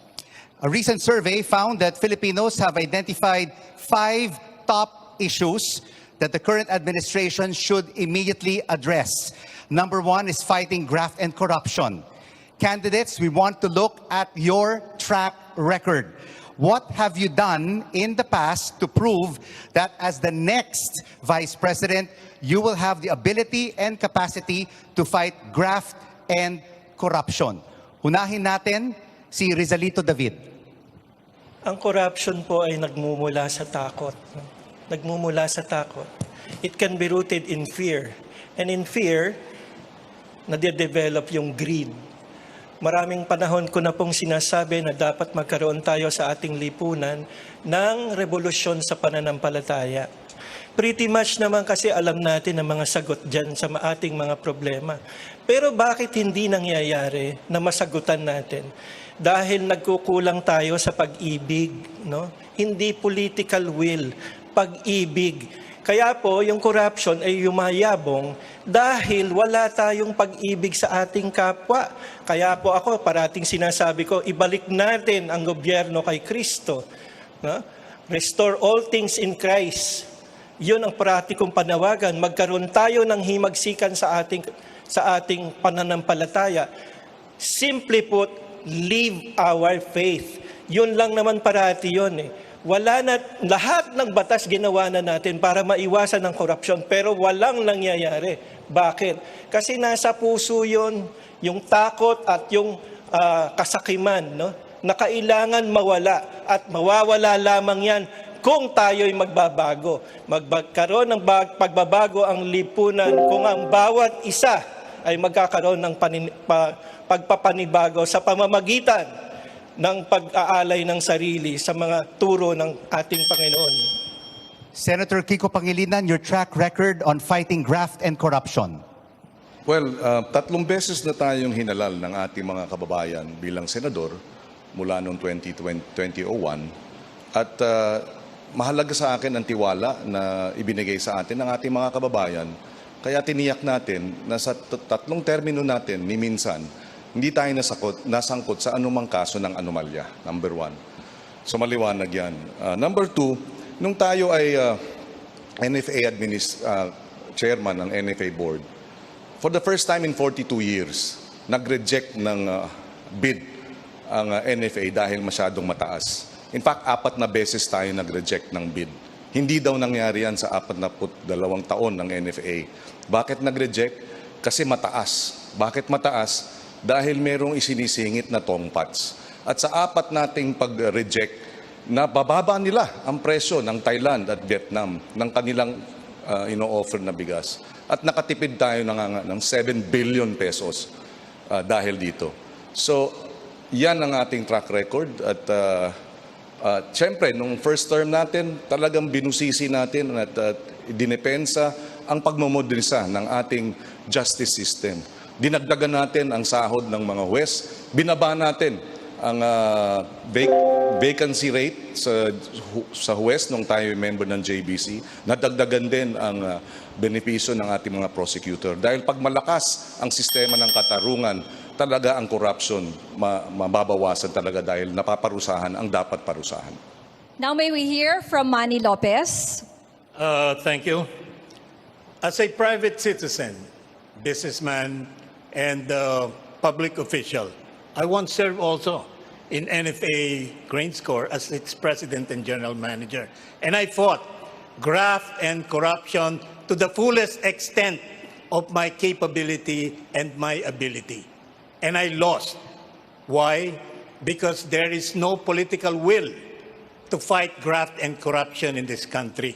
It has become endemic, and it seems to get worse as we elect more distinguished legislators and more distinguished officials. So, what do we propose? How do we address graft and corruption more effectively? We can look at it from a systemic perspective, because graft and corruption in this country has become systemic. It does require systemic solutions. And we have this e-governance system that could address specific loopholes in the public financial system. And we can adopt this. This is likewise a UN-approved and supported initiative. And as our distinguished colleagues here have mentioned, fighting graft and corruption will require a renewal of our faith in ourselves, in our country, and our desire to fight graft and corruption. Let's move on sa isa pang mainit na issue. Noong November, the International Criminal Court put on hold its investigation. Ang sabi ng gobyerno natin, gagawa na lang daw sila ng sarili nilang investigasyon dito. Candidates, your presidents have different views on cooperating or not with the ICC. But we want to know first and foremost from you, will you push to have the country rejoin the ICC? Please explain your answer. We start with SP Soto.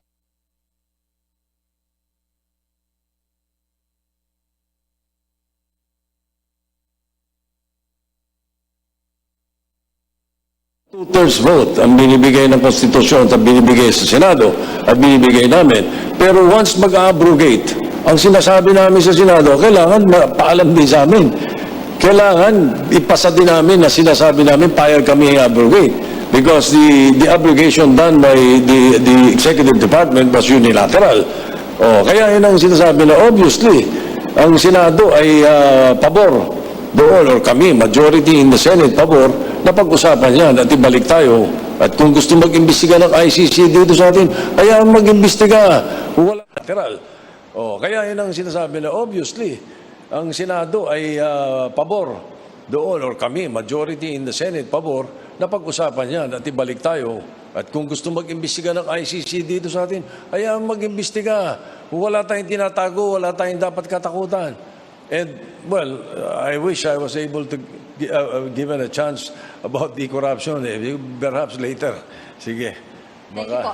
Puntahan natin si Mr. Serapio. Ano pong masasabi niyo sa rejoining ICC or not? Yes, as a respectable member of the international community, I join the Senate President in his stand that we should rejoin the International Criminal Court. And for that matter, we should also be part of all other international organizations which help promote international harmony, cooperation, and amity that is provided for in our Constitution. So that's my short answer to this question. And Doc Willie Ong, what is your point of view on this issue? Rejoin or stay out of the International Court? Salamat, Rico. Siyempre, yes tayo. Sasali tayo ulit sa ICC. Pero ang problema talaga natin itong war on drugs, di ba? I think kahit ito sa mga international organizations, yung criminal justice approach, minsan hindi yun ang pinakamaganda pag-solve ng war on drugs. Kailangan natin yung public health approach tulad na sinabi ni Senator Tito Soto. Ang addiction po kasi, may problema po sa prefrontal cortex. Dito sa harap natin, na-addict talaga yung tao. Kung di siya na-addict sa shabu, baka mag-Novain siya o mag-cough syrup siya. So, sakit po siya. So 98% are mga users, 2% lang ang pushers. So kailangan focus natin science-based, kailangan bawasan ng stigma sa mga gumagamit, paparamihin natin yung mga libreng gamot. May gamot na kasi pang-solve o pang-cure sa mga nagiging drug addict. Hindi pwede yung ikukulong, tapos pagbalik, magiging addict sila ulit. At paparamihan yung psychologists, psychiatrists, at ililibre yung mga gamot dito. Sa Maynila, kay Mayor Isko, talagang 97% ay nahuhuli at hindi sila napapatay. Napakinggan po natin yung mga response ng ating mga candidates that they will rejoin. What about cooperation with the ICC? And to what extent will you cooperate with the International Criminal Court? This question is for you, Walden Bello.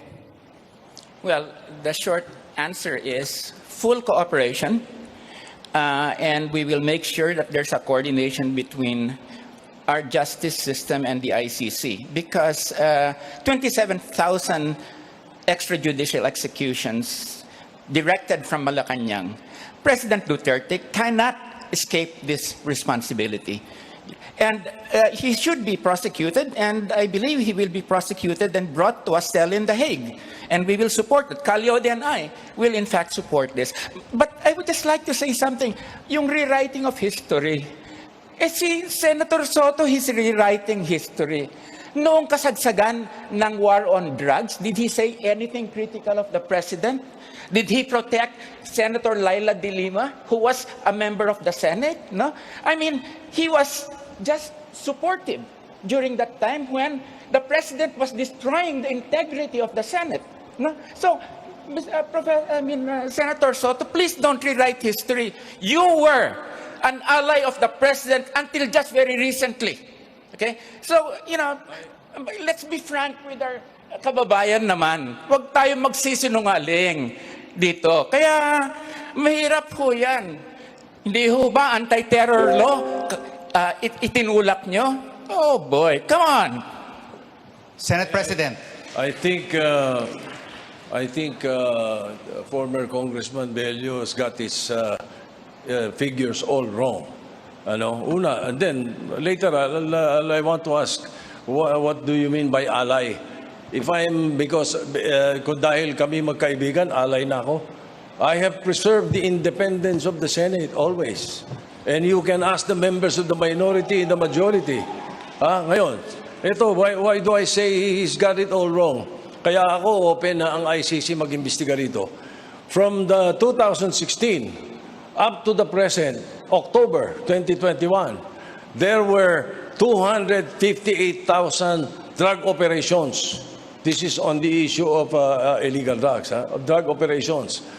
There were 378,000 arrests. And there were only 6,021 related to these drug operations that died. So kung may EJK at sinasabi nila, binibintang nila kay President Duterte, dapat 378,000 ang patay. Hindi totoo yun, 21,000. Kung ano pinapadala nilang figures sa ICC, Senate hindi President, totoo yun. your time is up. You have the records speak for itself. Senator Kiko, the question now is to you.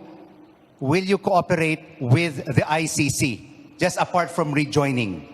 Yes, of course. In fact, we were one of those petitioners who questioned the withdrawal by the president of our membership in the ICC. So unfortunately, the Supreme Court did not share our view that the withdrawal should have been concurred by the Senate. So we will cooperate with the ICC. Yes.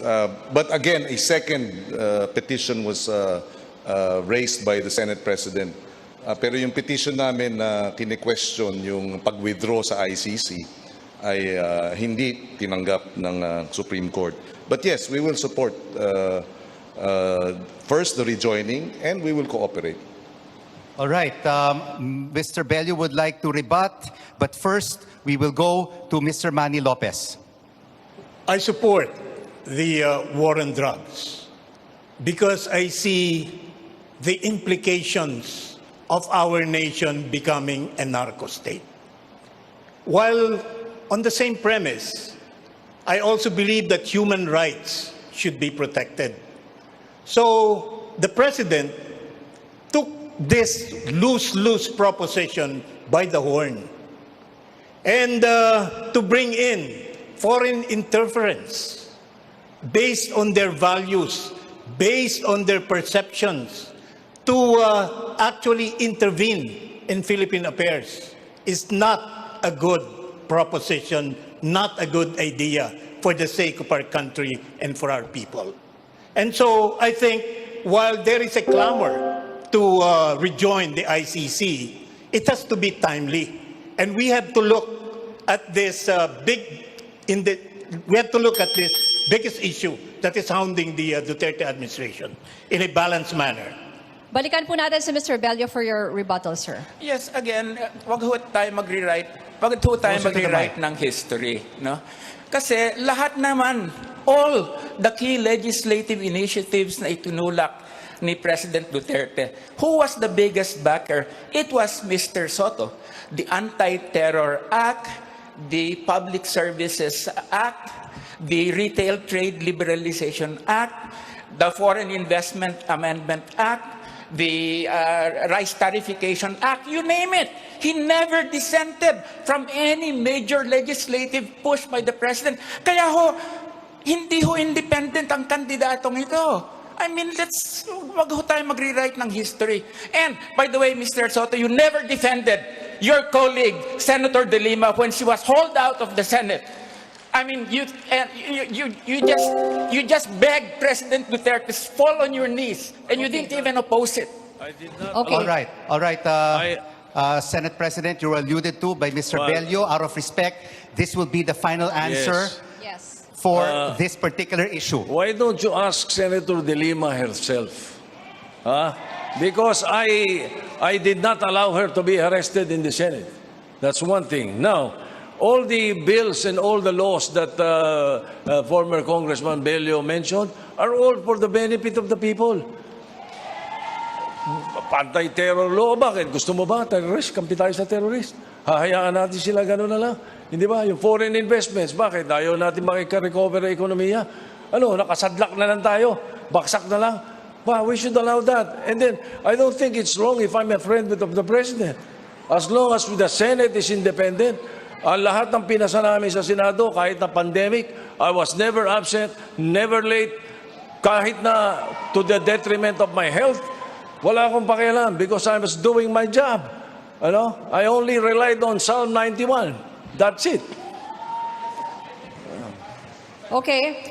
We move on to another topic. As we mentioned, yun na muna yung huli for this one. Yung susunod natin, a study finds that provinces where political dynasties thrive are generally poorer.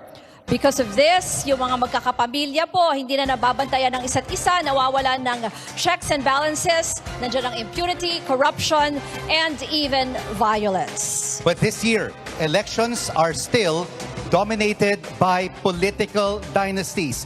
Candidates, we want to know where you stand on this. We'll find out after a short break. This is a CNN Philippines special presentation. The Filipino Votes Vice Presidential Debate 2022.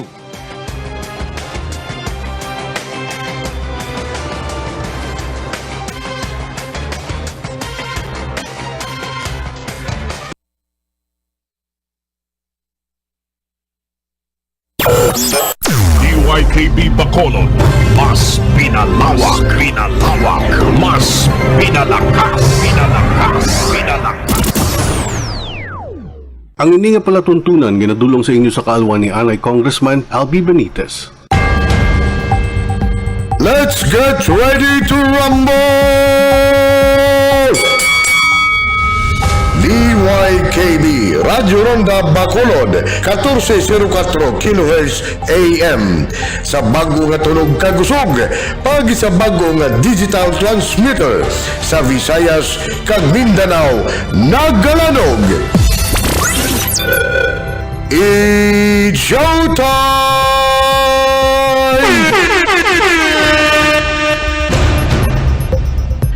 Marka, RPN, serbisyo, garantisado. We are not the number one, but we are the alternative.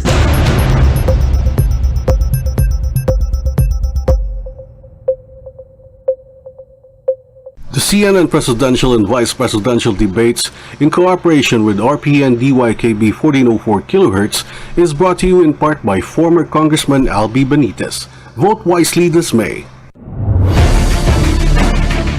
Ang pagbangon sang ekonomiya, dako nga faktor sa pagtibong sa atong pungsod sa pagkatubang sang ginatawag nga new normal kapag amat-amat bawi kag panas sa mga kahalitan tugas ang global pandemic nga coronavirus disease 2019 ukon COVID-19. Kaupo ninyo ang RPN DYKB Radyo Ronda Bacolod 1404 kHz AM sa panibago nga pagbukas sa mga negosyo kag turismo, pag-promote sang basic health protocols para mapasiguro ang proteksyon sang ato ni lawas.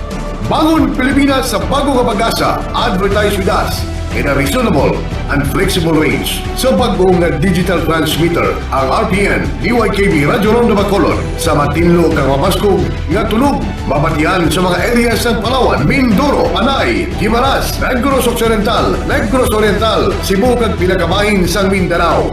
Kaupo nyo kami sa pagkatubang sa new normal para sa inyo nga mga advertising needs. Mag-contact lang sa telepono 458-8015. We are not the number one, but we are the alternative.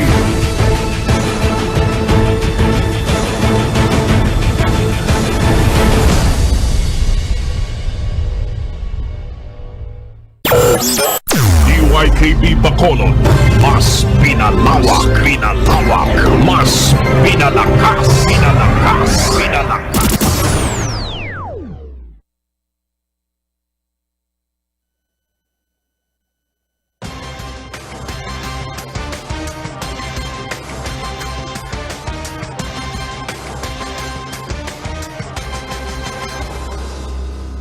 This is a CNN Philippines special presentation, The Filipino Votes Vice Presidential Debate 2022.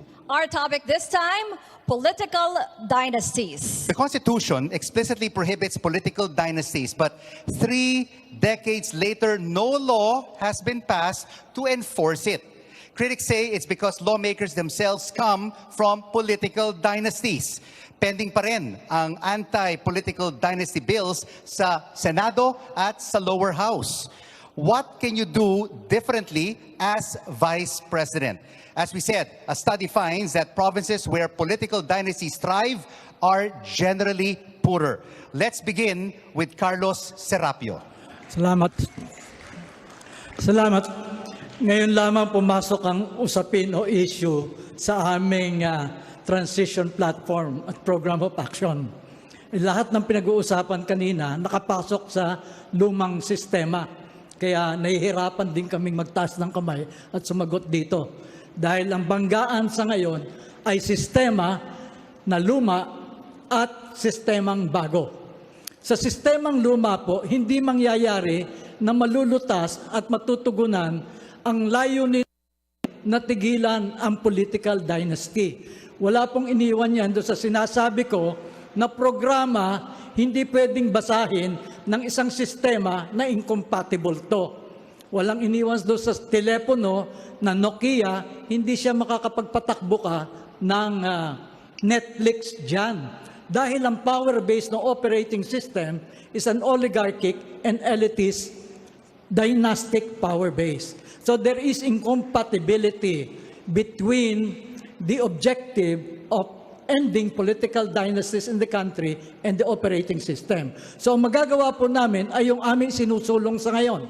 Isinusulong namin ang paglalagay ng bagong sistema sa pagtatalaga ng puno bayanihang constitution sapagkat doon hindi kailangan ng enabling legislation. The constitution itself will provide that political dynasty should definitely be not tolerated. Sunod naman po nating maririnig si Dr. Willie Ong. Yes, oo. Bali, ako lang po tumatakbo sa pamilya ko. Wala kaming political dynasty. Pati si Mayor Isko, wala kayong mahanap na mga dumagoso na ibang tumakbo. Actually, syempre, ayaw natin ng political dynasty, di ba? Pero meron namang mga paraan. Masyado kasi tayong strict hindi naman matutuloy din to, hindi rin naman papasa. Pero pwede tayong gumawa ng mga variations. Baka pwede may gap muna, may isang term para at least hindi gamitin yung resources nung nahalal para tulungan yung anak niya, kamag-anak niya. Pwede rin naman so kailangan may gap, tsaka may limit lang yung dami ng kamag-anak na po pwede. Siguro 2 o 3. Isang plano ni Mayor Isko na naisip namin, dahil meron tayong 17 region gusto niya yung pag-elect ng senators per region. Ito yung isang idea na magkakaroon ng 2 senator per region, so 34 lahat. So makakatulong to sa pag-develop ng mga regions natin. Merong tututok sa mga Muslim Mindanao at iba. At bababa din yung gastos ng mga senador sa pagtakbo. Isa po to ang iniisip natin para maging mas balanse yung Pilipinas, hindi puro Maynila lang po. Salamat. Walden Bello, what are you going to do with the political dynasties? Well, the Marcos dynasty and the Duterte dynasty, we're seeing how they represent really the greatest evil of the political system that we have. Which is why it is very important for our people, if you really want to oppose political dynasties, here is the 2 dynasties that they boast. The South and the North Raw will get together to eat up the Philippines. The task is up to our voters. Do not elect these dynastic cliques coming to power. Make sure that you tell them that you are not going to come to power just to eat up the Philippines between the two of you. So nasa sa voters niyang ngayon. Okay? And that is why we are appealing, don't vote for these dynasts. And I'm really terribly sorry that Mayor Duterte is not here to face the people. She is a coward. Just like Bongbong Marcos is a fucking coward.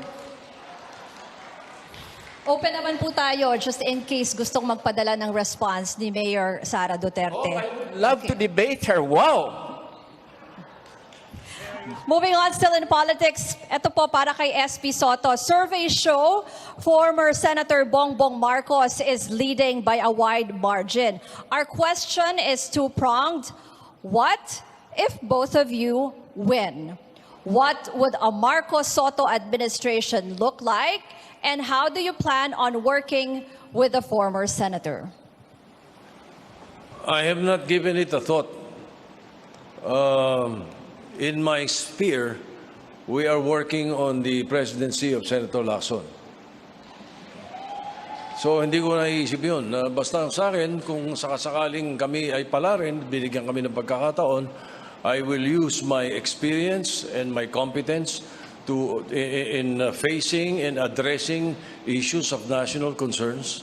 After 30 years, palagay ko naman ay nakahanda ako dito. So ganun ang aking thinking. So wala akong iniisip na kung iba ang mananalo at this point. And if Mayor Sara Duterte was here, we would also have asked her a similar question. If VP Robredo wins, what would a Robredo-Duterte administration look like? And how does she plan to work with Leni Robredo? And if Mayor Duterte would like to answer the question, of course, later on, she is welcome to do so on CNN Philippines. At nandito naman yung running mate ni Vice President Leni Robredo. So si Senator Kiko, we have the same question for you. What would a Marcos Pangilinan administration look like? And ano ang plano nyo para makatrabaho ang dating senador?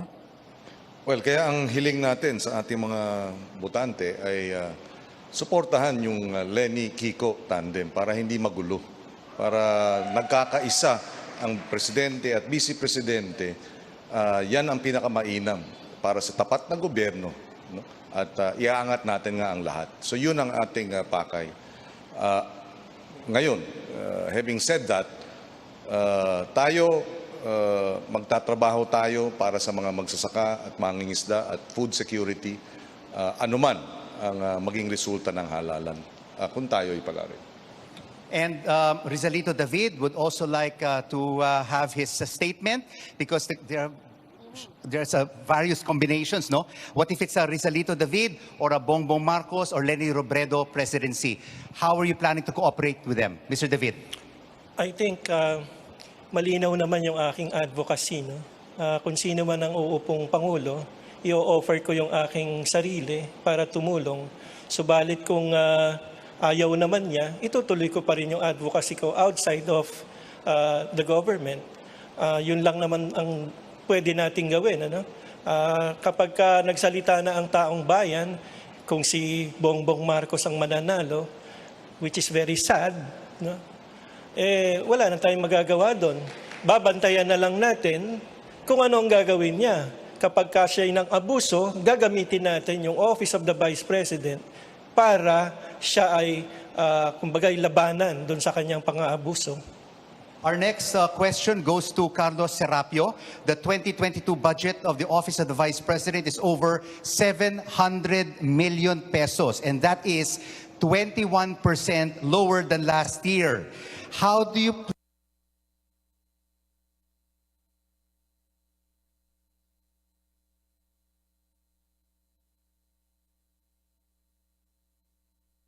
of vision plan to spend that amount as Vice President? Well, we have designed, that means the political party has designed the Office of the Vice of Advocacy, of Aspirations, of Vision, most especially, it will be a table for the young people, for the young generation. Yung experience namin sa halos 50 taon ng pakikipaglaban para sa pagbabago ng ating sistema, ay iyon ang maibabahagi natin sa ating mga kabataan. Sa ngayon kasi, ang nakikita nila, puro yung away sa kasalukuyang sistema. Labanan ng kulay at labanan lamang ng kung sino ang mas mabuti o sino ang mas masama. We are in a state of moral convolution. And unfortunately, our politics, our elections have not really been able to resolve this issue of moral convolution. And therefore, we have to introduce what we call as strategic, innovative exercises in the political process so that our young people will see something different than what is going on with our politics. So yung budget na yung kakasya na yun para namin maisagawa iyan. Ngayon naman po, pakinggan natin si Mr. Rani Lopez. Paano niyo po gagastusin ang budget ng OVP? Before I answer that, can I backtrack a bit on the political dynasty? I'd like to say that in fairness to our political spectrum, there are good dynasties, there are bad dynasties, and there are terrible dynasties. And to avoid the prospect of having terrible dynasties, we have to do something. We have to initiate some initiatives, some reforms to prevent the occurrence or the incumbency of bad dynasties. And I think this is high time because, the political landscape is now packed with dynasties. And if the country is being uplifted as a result of this leadership spectrum of having more dynasties, then so be it, if that's good for the country. But apparently, we are lagging behind as a country and as a people. And so therefore, we propose, under the Labour Party, a structural and political reform agenda that will empower the people once more. And this is through a people's initiative, a functional people's initiative with a prescribed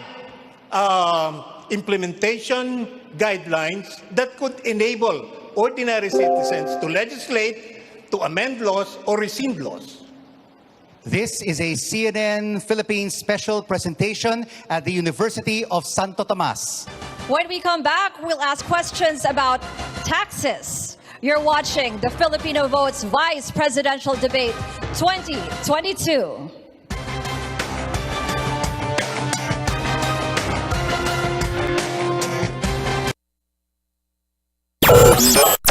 DYKB Bacolod, mas pinalawak, mas pinalakas. The CNN Presidential and Vice Presidential Debates, in cooperation with RPN DYKB 1404 kHz Bacolod, is brought to you in part by former Congressman Albi Benitez. Let's get ready to rumble! DYKB Radio Ronda Bacolod 1404 kHz AM sa bago nga tunog kagusog pagi sa bago nga digital transmitter sa Visayas kag Mindanao nagalanog. It's showtime!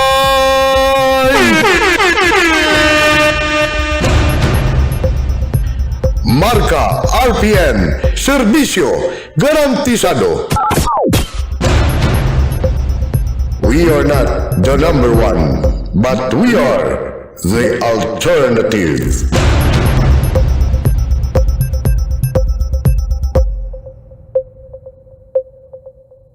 Ang ini nga palatuntunan ginadulong sa inyo sa kaalwan ni Anay Congressman Albi Benitez. Ang pagbangon sang ekonomiya, dako nga faktor sa pagtibong sa atong pungsod sa pagkatubang sang ginatawag nga new normal kapag amat-amat bawi kag panas sa mga kahalitan tugas ang global pandemic nga coronavirus disease 2019 ukol COVID-19. Kaupo ninyo ang RPN, DYKB, Radyo Ronda Bacolod, 1404 kHz AM sa panibago nga pagbukas sa mga negosyo kag turismo, pag-promote sang basic health protocols para mapasiguro ang proteksyon sang aton ikayong lawas.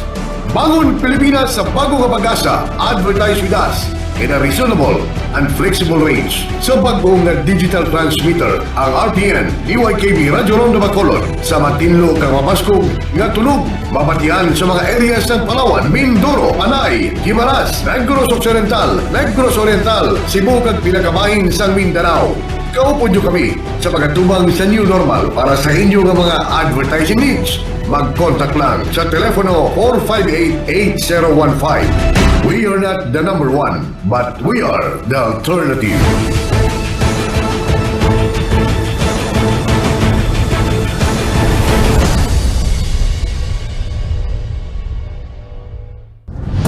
RPN Regional AM radio stations nationwide welcomes CNN Philippines, a first on radio.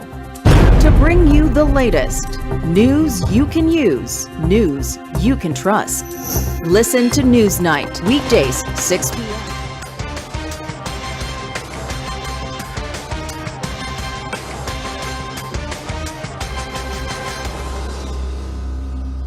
We are live at the University of Santo Tomas Quadricentennial Pavilion, and you are watching a CNN Philippines special presentation, The Filipino Votes, Vice Presidential Debate 2022.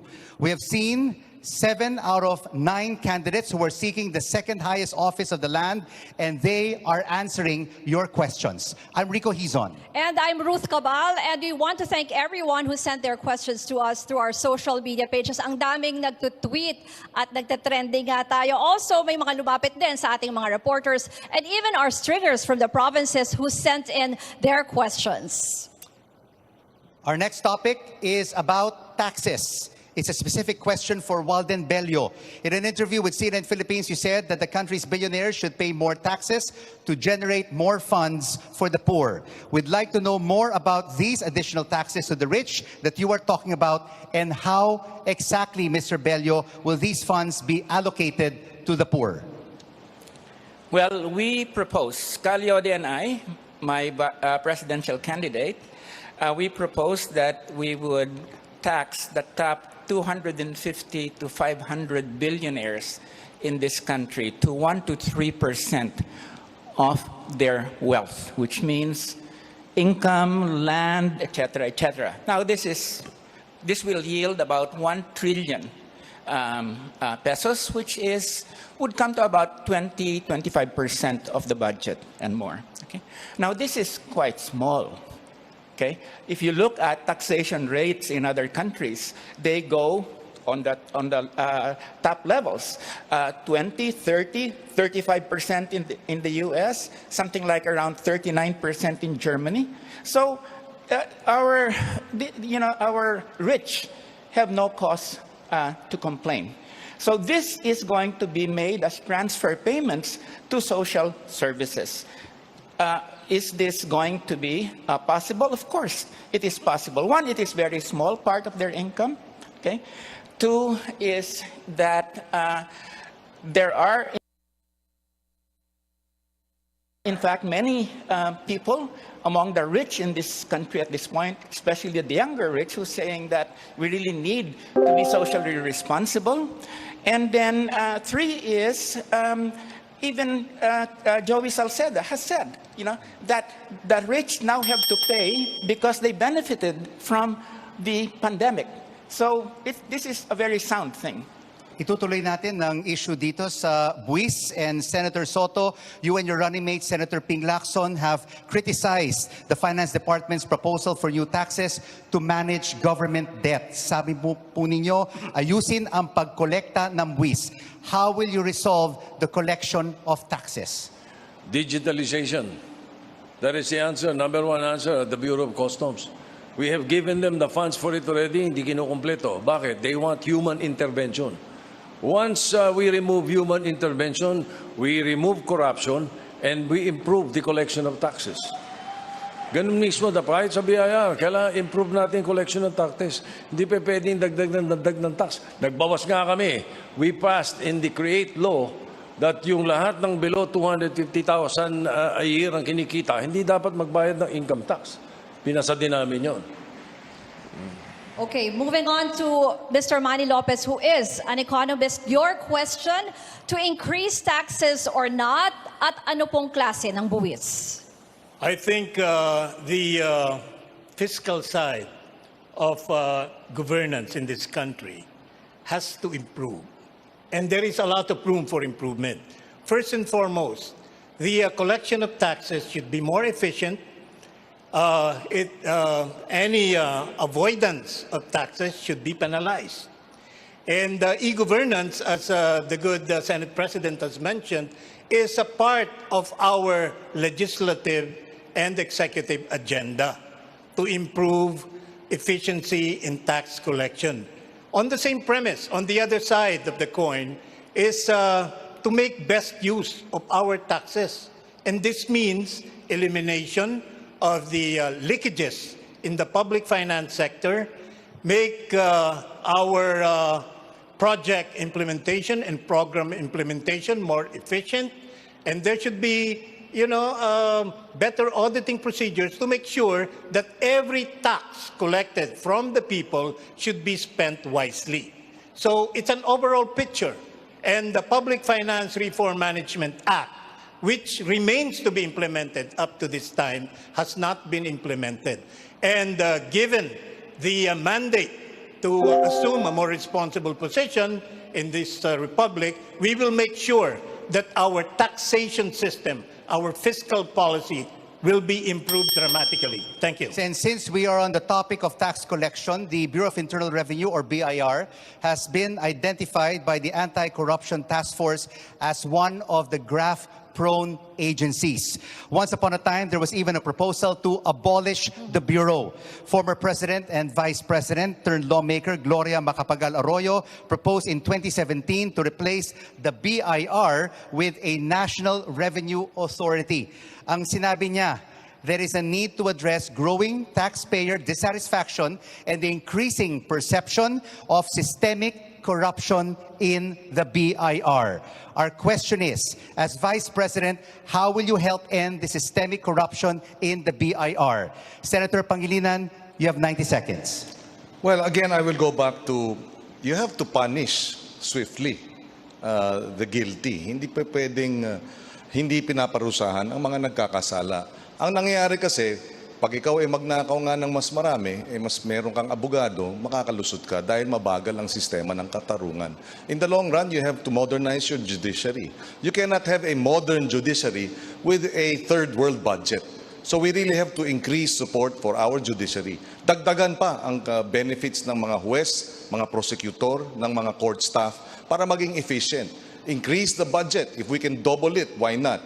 And in exchange, dapat mabilis ang paglilitis. Ngayon kasi 6 na taon ang average na paglilitis.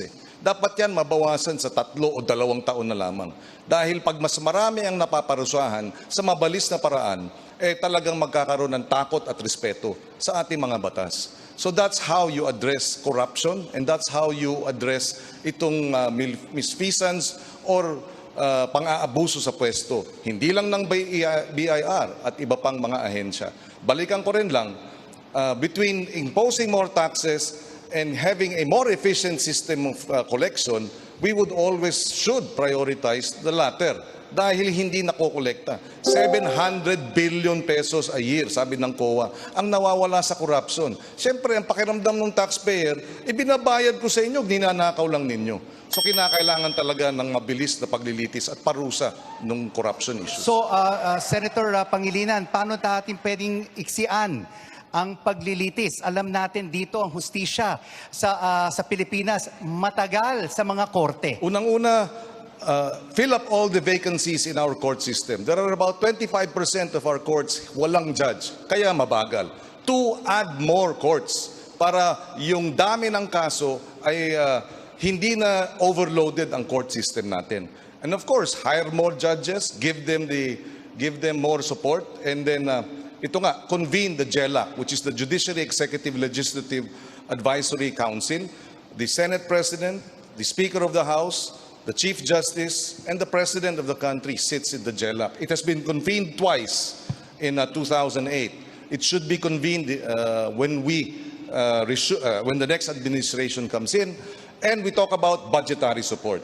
We talk about magkano pa ang kailangan para talagang marami na ang ating courts para mabawasan o bumilis ang paglilitis. Pagka masyadong maraming kaso, isang judge, mabagal talaga. Pag mas marami ang korte, mas marami ang judges, mas mabilis ang desisyon. At magiging 2 years na lang yan. Balikan natin yung original na tanong kay Dr. Willie Ong. Ano po ang gagawin nyo para labanan ang systemic corruption sa BIR? Yes, talaga mahirap talaga magbayad ng tax dito sa atin eh.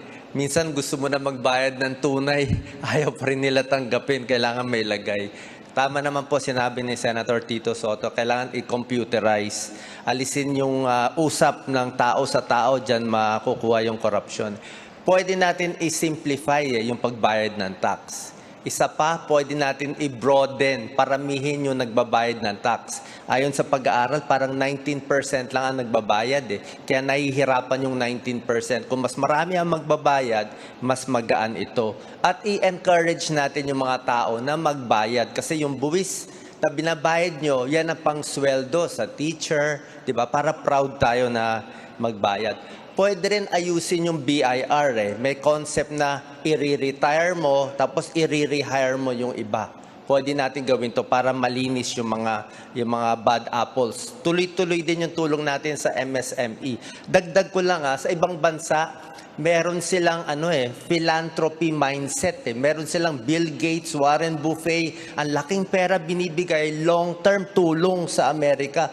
Sa atin, yung mayayaman natin, parang walang philanthropy mindset eh. Pero kulang tayo dyan. Kung yung mga mayayaman sa Pilipinas, gagawa ng long-term projects para ma-alleviate, matulungan tayong mga mahihirap. Salamat po. Walden Bello, your response. Well, I think that, let's be honest, no?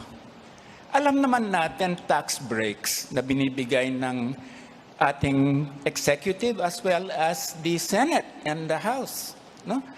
Yung napakalaking tax break, yan yung create law.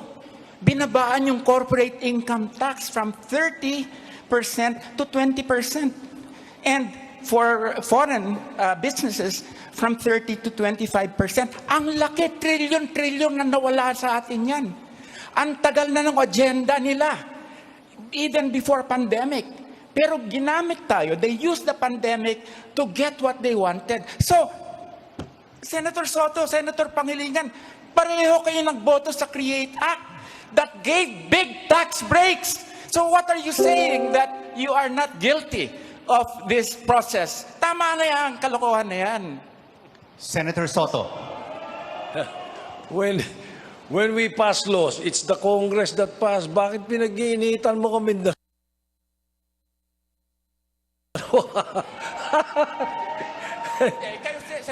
Senator Soto. Well, I don't think we should, huwag na natin patulan yung mga ganong style. May I first? Kiko. Yes. Kiko. And then we go to Mr. Manny Lopez. Yes. Again, the issue of taxation is really a very sticky issue, no? Pero, nasa gitna tayo ng pandemya, hindi lang yung maliliit, pati yung mga malalaki na naapektuhan ng pandemya, yung negosyo nagsasara. And the CREATE law precisely, binabaan ito as a means to be able to provide support. Even the biggest companies like itong mga airline companies, bilyon-bilyon din ang nawawala sa kanila dahil dito sa pandemya. So we voted in favor of that because we recognized na iba ang kondisyon sa ngayon because of the pandemic.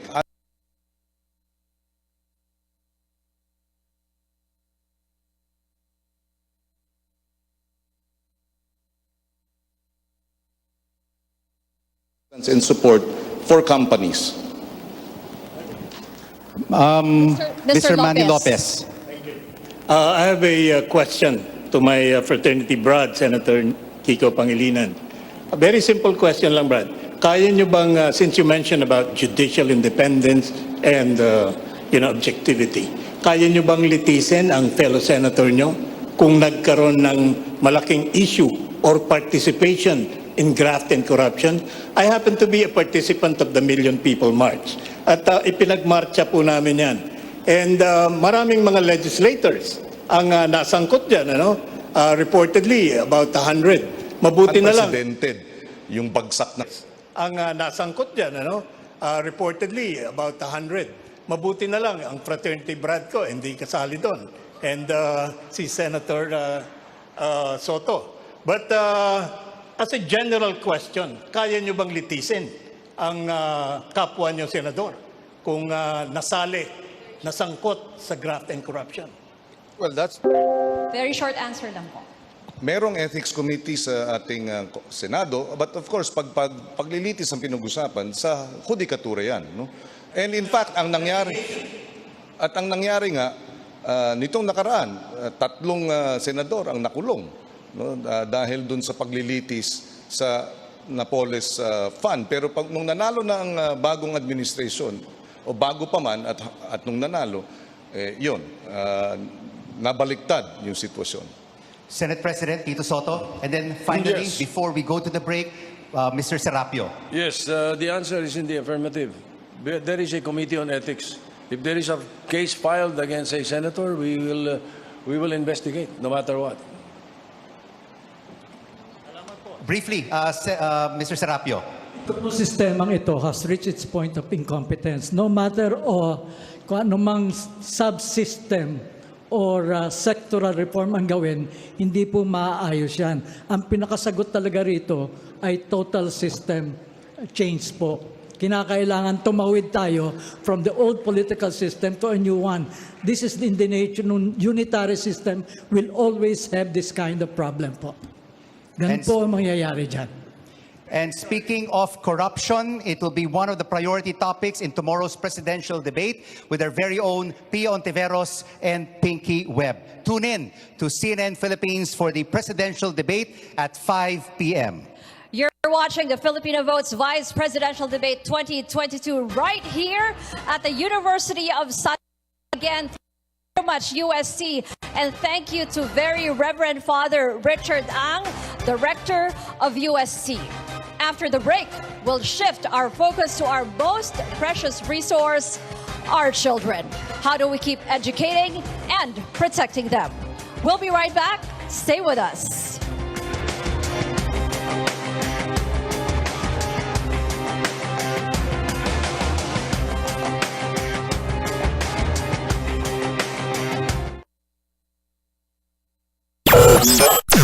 DYKB Bacolod, mas pinalawak, mas pinalakas. Suki, siya ang The CNN presidential and vice presidential debates, in cooperation with RPN DYKB 1404 kHz, is brought to you in part by former Congressman Albi Benitez. Vote wisely this May. Let's get ready to rumble! DYKB Radyo Ronda Bacolod 1404 kHz AM sa bago nga tunog kagusog pag sa bago nga digital transmitter sa Visayas kag Mindanao nagalanog. It's showtime!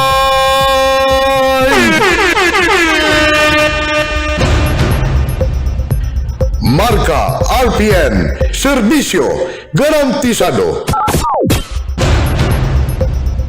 We are not the number one, but we are the alternative.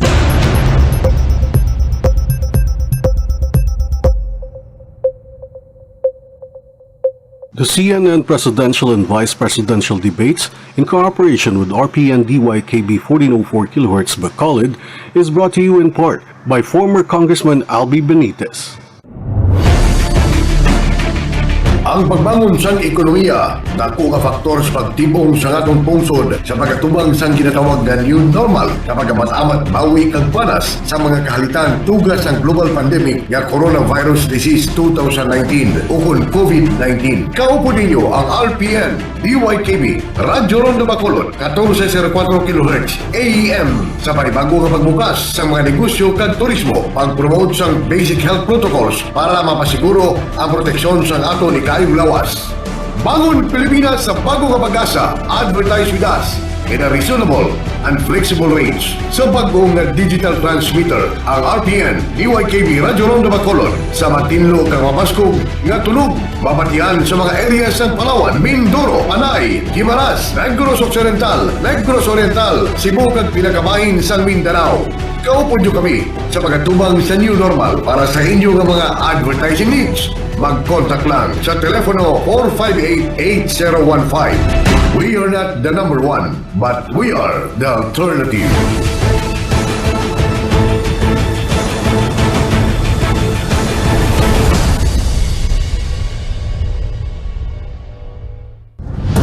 RPN Regional AM radio stations nationwide welcomes CNN Philippines, a first on radio. To bring you the latest news you can use, news you can trust. Listen to Newsnight, weekdays, 6 p.m. Now go above and beyond the headlines. Followed by Med Talk, Health Talk. We'll talk about how to keep ourselves healthy during the pandemic. Politics as usual. Our guests for tonight, two political science professors. Up close and more. Catch CNN Philippines Hour in all RPN AM radio stations. Weekdays, 6 to 7 p.m.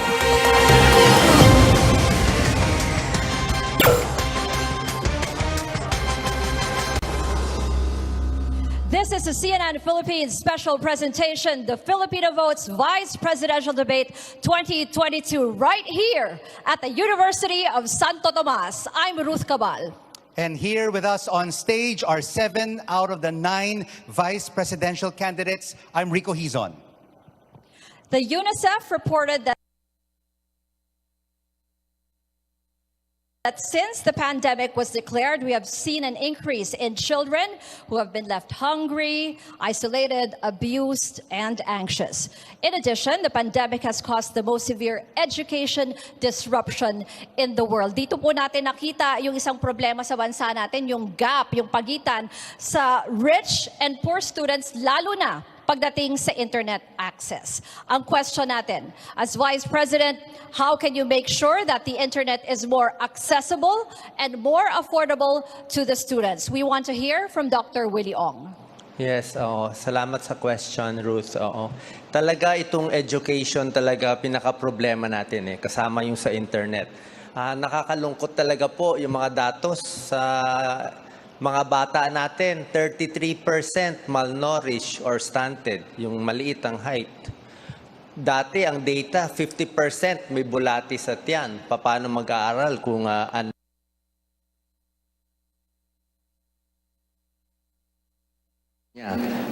Pagdating sa school, ano problema natin? Bullying. Nako, sa Twitter natin ngayon, baka marami na bata. Pagdating sa school, ano problema natin? Bullying. Nako, sa Twitter natin ngayon, baka marami na nag-away. Philippines, 45% ang bullying. Sa ibang bansa, 8% lang. Kaya kita nyo naman internet natin. Isa pa, ito medyo hindi alam to ng kababayan natin. 31% lang ang growth mindset sa Pilipino. Ibig sabihin, yung isip niya kaya niya maging mataas. Yung kaya mangarap, mababa tayo doon. Budget sa education, itataas natin. Sweldo ng teachers, grade 11 lang. Sa Maynila, ang dami tinayo ni Mayor Isko. Hospital, libreng tablet sa students, 20 gigs, 1,000 kada buwan binibigay. Mental health, linya ko po yan. Talagang tututukan ko yan kasi walang libre dito sa Pilipinas. Mahal pag nagkasakit sa depression, bipolar at iba pa. Senate President Tito Soto, your views on more accessibility and affordability of the internet to students. There is much to be desired sa kilos ng Executive Department pagdating dito. Because nung tinatalakay namin yung budget para sa 2022, ang DICT nangangailangan ng mga 18 billion para sa improvement ng broadband. At para maisaayos nationwide at libre para sa ating mga kababayan. Ang napasa at ang pinayagan ng DBM, 800,000 18 billion yung kailangan 800,000 Tinanong ko nga Senator Honasan, I know this because Senator Lacson is the one handling the budget of the DICT. And then tinanong namin Senator Honasan, ano magagawa niyo 800,000? Wala daw. Yun ang isang problema. Now, as far as the educational freedom of the institutions are concerned, I am all for it. Meron lang akong gusto idagdag sa educational system natin. Dapat ako masisira kinabukasan ko. Ganun, meron drug abuse resistance education program. Pagtungtong nila ng 13 years old, alam na nila, masama yung droga, masisira ang buhay ko dyan, masisira ang pamilya ko, masisira kinabukasan ko. Ganun dapat yan eh. We will be saving more than 50% of these young boys na sila ay malulung dyan. Kung nandun na kaagad yung drug abuse resistance education program natin. May we hear from Senator Kiko Pangilinan? Yung Robredo-Pangilinan tandem ay mayroong plano para sa edukasyon. Immediately, pag-upo, yung 90 billion, isang gadget bawat estudyante, isa yan, para talagang mabigyan ng sapat na suporta. Pangalawa, 300 pesos Wi-Fi load allowance kada isang buwan habang siya ay nag-aaral. So 90 billion yan immediately. Pero ang matinding problema din na dapat tugunan ay yung malnutrition ng ating mga anak. Paano ka mag-aaral ng maayos kung kumakalamang sikmura mo? Sabi nga, 95 young people are dying every day, our children, because of malnutrition. At yun ang ating kinakailangan gawin. Because we are food insecure. Yung stunting. Bakit stunting? Bakit maliliit? Bakit hindi lumalaki? Kulang ang nutrisyon, kulang ang timbang, kulang ang tangkad. Kinakailangan talaga tugunan yung food security. At paano natin gagawin yan? Dodoblehin ang budget ng agrikultura at titriplehin ang tiyak na yung dagdag na budget, madadagdagan ng ayuda at suporta sa ating mga magsasaka at mangingisda para tumaas ang kanilang ani at tumaas ang kanilang huli at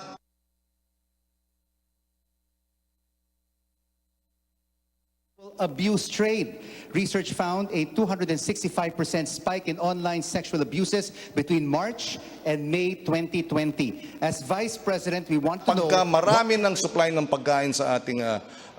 and May 2020. As Vice President, we want to know what difference can you make to protect our children against online abuse? Mr. Serapio of 90 seconds. Ang magagawa po natin dyan ay paggamit din po ulit ng teknolohiya para iyan ay ating ma-monitor ng mabuti. Ngayon po, gusto ko rin lamang pong sabihin, dahil ang pinag-uusapan lagi nga ay yung mga bilyon-bilyon na i-appropriate natin. Meron po bang na-allocate na pondo para sa ganitong mga programa? Kung wala po, kinakailangan pag-isipan kung saan kukunin yan doon sa mga ibinigay na pondo. Dahil ang bawat programa, kailangan ng pondo. At ang lahat ng papasok na bagong manunungkulan sa susunod na administrasyon, ang kanilang gagamitin ay yung napondoan na sa General Appropriations Act o na budget na. Kaya po, doon sa tanong ulit, kakailanganin po talaga niyan ng teknolohiya para na sa ganon ma-monitor ng gusto itong nangyayari po ng mga yan. Meron po niyan na ganyan technology kaagad. Napakabilis pong makita niyan. Criminals also took advantage of the growing number of Filipinos doing financial transactions online. The Credit Card Association of the Philippines said credit card fraud surged by 21% since the pandemic started in 2020. Tighter regulations on SIM card registration is now one step away from becoming a law.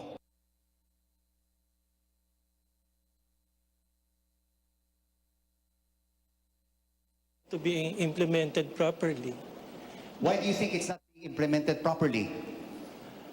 Perhaps there's yung kakulangan nga ng political will and yung desire natin to really help out, no? Yung ating kapwa para maiwasan yung mga ganyang bagay. Wala na akong maibang maisasagot doon eh dahil nandiyan na yung batas eh. Nasa executive department na lang yan kung paano nila gagawin, ano? I don't know if some of them are even involved in these things. That's why nakakalusot, no? Ang dali lang naman yan eh. Even yung cyber sex, no? Kontrolado natin yung mga ISPs. Bakit hindi yun minomonitor maigi ng ating gobyerno? Lahat naman dadaan sa ISPs, di ba? So bakit nangyayari pa rin ito, no? So, posibleng merong kontsabahan dahil malaking pera ang involved dyan. Paminsan-minsan naguhulihan, pero on the whole, pera yung pinag-uusapan. Corruption pa rin yung pinupuntahan itong question na ito, no? And Manny Lopez, your views on cybercriminality and safeguarding people's personal information. Yes, being a technology management professional for This question is for decades, Rizalito David. I think how will a you real crack problem down on is criminals, competence, cyber criminals, technical and competence. safeguard the people's personal... Our implementers and policymakers, being a technology management professional for several decades, I think a real problem is competence, technical competence. Our implementers, our policymakers are not really keen or properly equipped on the matter of technologies and management. To cite you one very concrete example, right in DICT, I concur with the observations of the industry that we need better leadership, more technically equipped, and really experienced on the area of technology management. But unfortunately, this is not the case. And so cybercrime is proliferating in the same manner that financial technologies is increasing. As a matter of fact, the application of financial technologies has been embraced because of the circumstances that we were in during the time of pandemic. And so accordingly, there was a corresponding increase in cybercrime because of the lack of proper guidelines, the lack of proper monitoring, and it bottoms down on the lack of competence. Ayusin po natin yan because the future is in information technology. Ayan, Rico, ang dami na nating narinig from our vice presidential candidates. And we have one final question after the break. This is a CNN Philippines special presentation, the Filipino Votes Vice Presidential Debate 2022, right here at the University of Santo Tomas. Stay with us.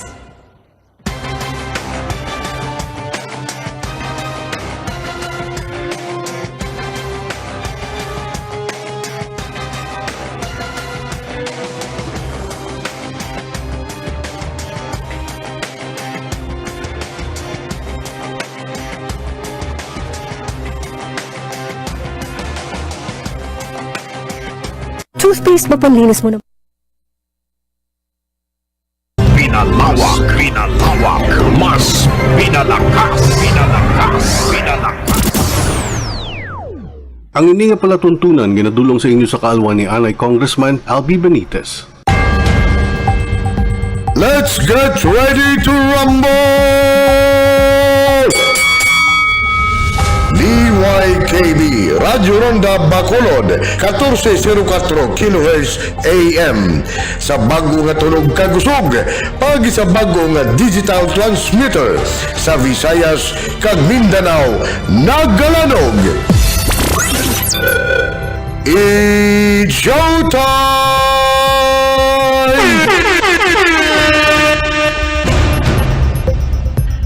Marka, RPM, serbisyo, garantisado. We are not the number one, but we are the alternative.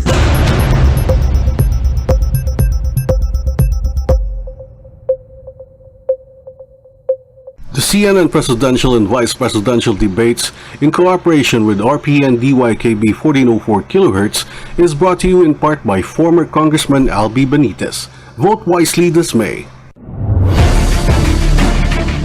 Ang pagbangon sang ekonomiya, dako nga faktor sa pagtibong sa atong pungsod sa pagkatubang sang ginatawag nga new normal kapag amat-amat bawi kag panas sa mga kahalitan tugas ang global pandemic nga coronavirus disease 2019 ukon COVID-19. Kaupo ninyo ang RPN, DYKB, Radyo Ronda Bacolod, 1404 kHz AM sa panibago nga pagbukas sa mga negosyo kag turismo, pag-promote sang basic health protocols para mapasiguro ang proteksyon sang aton ikayong lawas.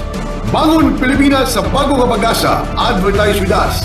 in a reasonable and flexible range. Sa bagong digital transmitter, ang RPN DYKB Radyo Ronda Bacolod sa matinlo kang mabaskog nga tunog mabatian sa mga areas ng Palawan, Mindoro, Panay, Guimaras, Negros Occidental, Negros Oriental, Cebu kag pinakabahin sa Mindanao. Kaupo nyo kami sa pagkatubang sa new normal para sa inyo nga mga advertising needs. Mag-contact lang sa telepono 458-8015. We are not the number one, but we are the alternative.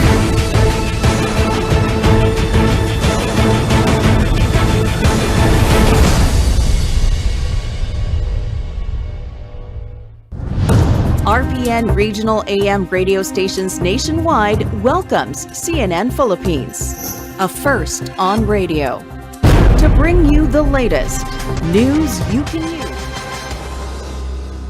You are joining us live at the Quadricentennial Pavilion at the University of Santo Tomas. And we have one question left for our candidates, which will serve as our closing statement in this CNN Philippines Vice Presidential Debate. I'm Rico Hizon. And I'm Ruth Cabal, and here is our final question, which will serve as your closing statement. The Constitution states that in case of death, permanent disability, or resignation of the President of the Philippines, the Vice Presidential act as Chief Executive. Question, candidates, are you ready to assume the presidency should an emergency happen? And what would that leadership look like? We start the question with Senator Soto kasi kanina nung intro we started with Congressman Bello. Go ahead, sir. Thank you. I have built consensus with 23 republics as President of the Senate for almost 4 years. We believe in our competence, experience, and I think we will be guided well, not only by the good Lord, but of course the experience that we've built within 30 years. Meron po kaming qualities na pinag-uusapan ni Senator Lacson na dala-dala namin dito sa eleksyon na ito. 3 K, katapatan, kakayahan, katapangan. With this, I believe we will lead by example. Thank you. Carlos Serapio, it's your turn. By God's grace, I submit that I will be ready to assume the presidency should the occasion arise. I have thought a lot about presenting myself as a candidate in this coming election. I discerned, I reflected, I prayed. And I came to the conclusion that the 50 years of experience that I had been blessed to be part of the advocacy work of the just ordering of society will serve me in good stead. Should, again, I will be called to perform the duties of President. One can only do so with strength and courage if he depends on the source of all power. And that to me is the spirit of reason and the source of all reason, the source of all life, and that is God. So again, with the blessing of God, I think I am ready, willing, and able to be president of this country. Amen. Senator Kiko Pangilinan. Nung tinanggap ko yung hiling ng ating Vice President na si Lenny na maging Vice Presidential candidate niya, ako ay napaluha at nakita ng ating mga kababayan. Ang isang dahilan ay dahil nakita ko ang mabigat na tungkulin ng isang magiging Vice President at mabigat na mga problema ng ating bansa. Tinanggap ko yun dahil alam ko kung mahirap ang aming dadaanang kampanya, mas mahirap ang naging dinadaanan ng marami nating mga kababayan na matayan, walang trabaho, ginugutom. Sa sa pagkakataong yun, titiyakin natin, uunahin natin yung mga nasa laylayan, yung mga mahihirap nating mga kababayan. Bata pa lang akong abogado, ako na ay nagbibigay ng libreng serbisyong legal sa ating mga kababayan. Biko nga, isang bilaong biko ang bayad sa akin ng mga manggagawa. Hanggang sa ngayon, mga magsasaka at mangingisda ang ating ipinaglalaban dahil sila ang kapos. Hindi makatarungan na kung sino pa ang nagpapakain sa atin, sila ang gutom. Hindi katanggap-tanggap na ang isang tatang Meg na nakilala ko, 87 years old, nagsasaka pa, baon pa sa utang. That is an injustice that is not acceptable, and that's the kind of leadership that they can rely on us and Vice President Leni Robredo. Uunahin yung mga kapos. Maraming salamat. Dr. Willie Ong, handa po ba kayong humalili bilang presidente, and what would that leadership look like? Salamat, Ruth. Ako po ay isang doktor, internist, and cardiologist. Mahirap po maging cardiologist eh. Kami ang tumitingin sa code blue. Pag may namatay, pag may nagloko yung puso ng pasyente, we have to decide in 10 seconds, ito ba ang gamot? Ito, isang pagkakamali ko, pwede siyang mabuhay o mamatay. Yun stressful, pero sanay ako sa ganon. Dito sa gobyerno, marami kang advisor, pwede ka pa maghintay ng 1 linggo bago mag-decide. So tuloy-tuloy yung polisiya na plano ng aming program ni Mayor Isko. Meron kaming bilis kilos, 10-point program. Madalas for the past 4 months, ito po yung ginagawa namin. So tutuloy lang po natin to. Ako po ay isang doktor, 27 years. Libre ang serbisyo sa ating kababayan. Alam niyo, wala akong kaaway dito.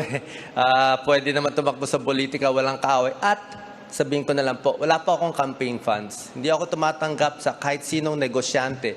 Kung tsatsamba tayo maging presidente, di makaka-decide ako ng napakaganda.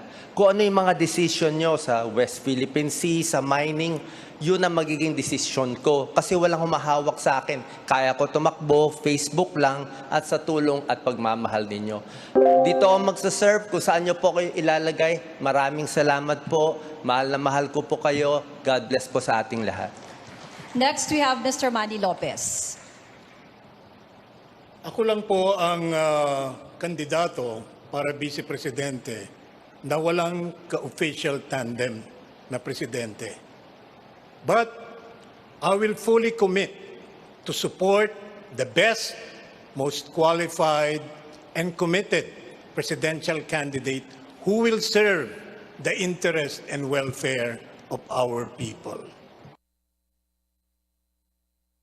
That will effect real change and reform. I was tasked by the Labour Party leadership to seek the vice presidency in our collective effort to help rebuild the economy, address this unprecedented crisis that will effect real change and reform, build a strong, just, and a progressive nation to help make lives better for our long-suffering people.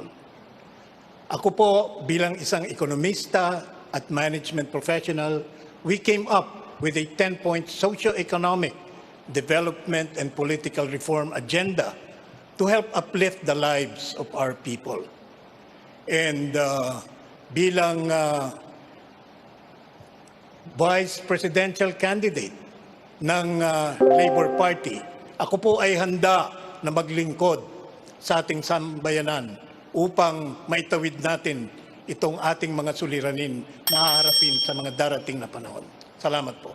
Rizalito David, are you ready to assume the presidency should an emergency happen, and what would that leadership look like? We are destined to greatness. Yan po ang pangarap ng Diyos para sa atin, subalit hindi nangyayari dahil may mga tao na pinipigilan na mangyari ang mga bagay na yan. Ako po ay pinanganak sa Tondo, doon lumaki, nag-aral sa pamantasan ng Pilipinas sa Los Baños. Nagtrabaho po ako na matagal sa Senado. Kasabayan ko pa nga po itong dalawa sa ating mga senador. Ang diferensya, hindi ako senador, sila senador, ako staff, pero mas marami kaming ginagawa. Yung preparasyon ko po ay narariyan. No? Hinihintay lang po ang pagkakataon. Kung yan po ay babagsak sa akin, tatanggapin ko po ng buong lugod at isasagawa ang mga bagay na dapat gawin para sa ating bayan. Katulad ng aking nasabi, we are destined to greatness. And we only need leaders to do this for us. Well, together with the people and share this vision. Kailangan natin ng malinaw na direksyon. At ano ba ang vision ng leader na yon? Malinaw na po sa akin yan. Naisulat ko na po yan doon sa aking tinatawag na rebuild. At pinakita ko pa nga po kanina doon sa mga staff ng CNN kung ano itong sinulat ko na ito. Ako po'y nakahanda para sa ganyang pagkakataon. Maraming pong salamat. Walden Bello. Thank you very much, and thank you very much to CNN for this opportunity. Yes, I'll be ready to assume, but I really wanted to air some of my problems. You know, Sara Duterte is not here.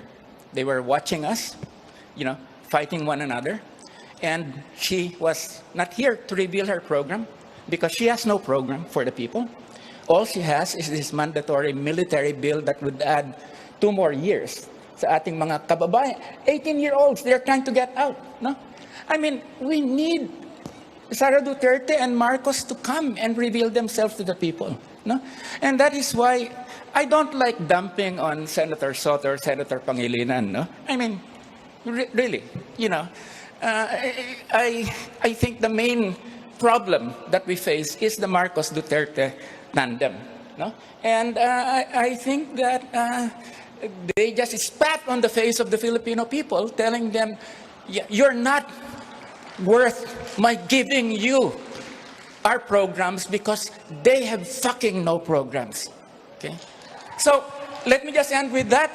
You know, if I don't care what a number of people say, but I feel very strongly about the absence of these 2 idiots in this event. Thank you, CNN. Candidates, we would like to thank you for your very generous time and for revealing to the Filipino people, sa buong sambayanan, ang inyong plataforma at programa kung kayo ang magiging vice-presidente ng Pilipinas. And after any debate, people often ask, who won? Who stood out? And who is the most qualified? So tell us what you think via the CNN Philippines digital platforms.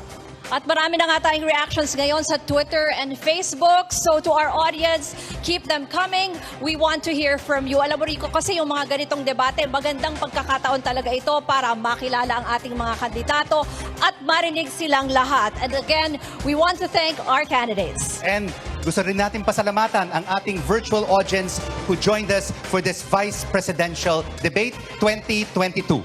And of course, thank you very much to our host, the University of Santo Tomas. Maraming salamat po. Let's call in our candidates in alphabetical order. Former Akbayan Party List Representative Walden Bello. Please join us.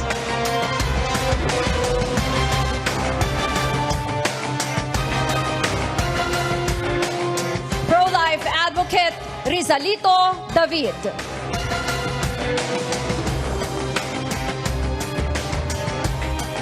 Economist Manny S.D. Lopez.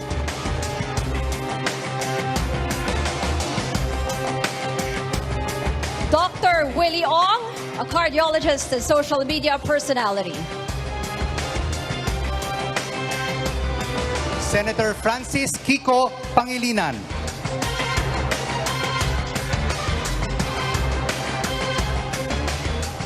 Lawyer Carlos Serapio.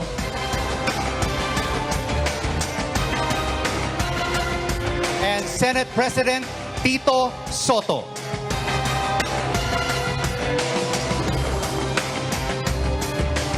Maraming salamat po sa ating mga kandidato. Ako po si Ruth Cabal. And I am Rico Hizon. Join us again tomorrow where 9 out of the 10 presidential candidates will be here, right here on the stage at the Quadricentennial Pavilion at the University of Santo Tomas to answer your questions. 5 to 7 p.m. Thank you for watching this CNN Philippines special presentation. The Filipino Votes Vice Presidential Debate 2022. Thank you.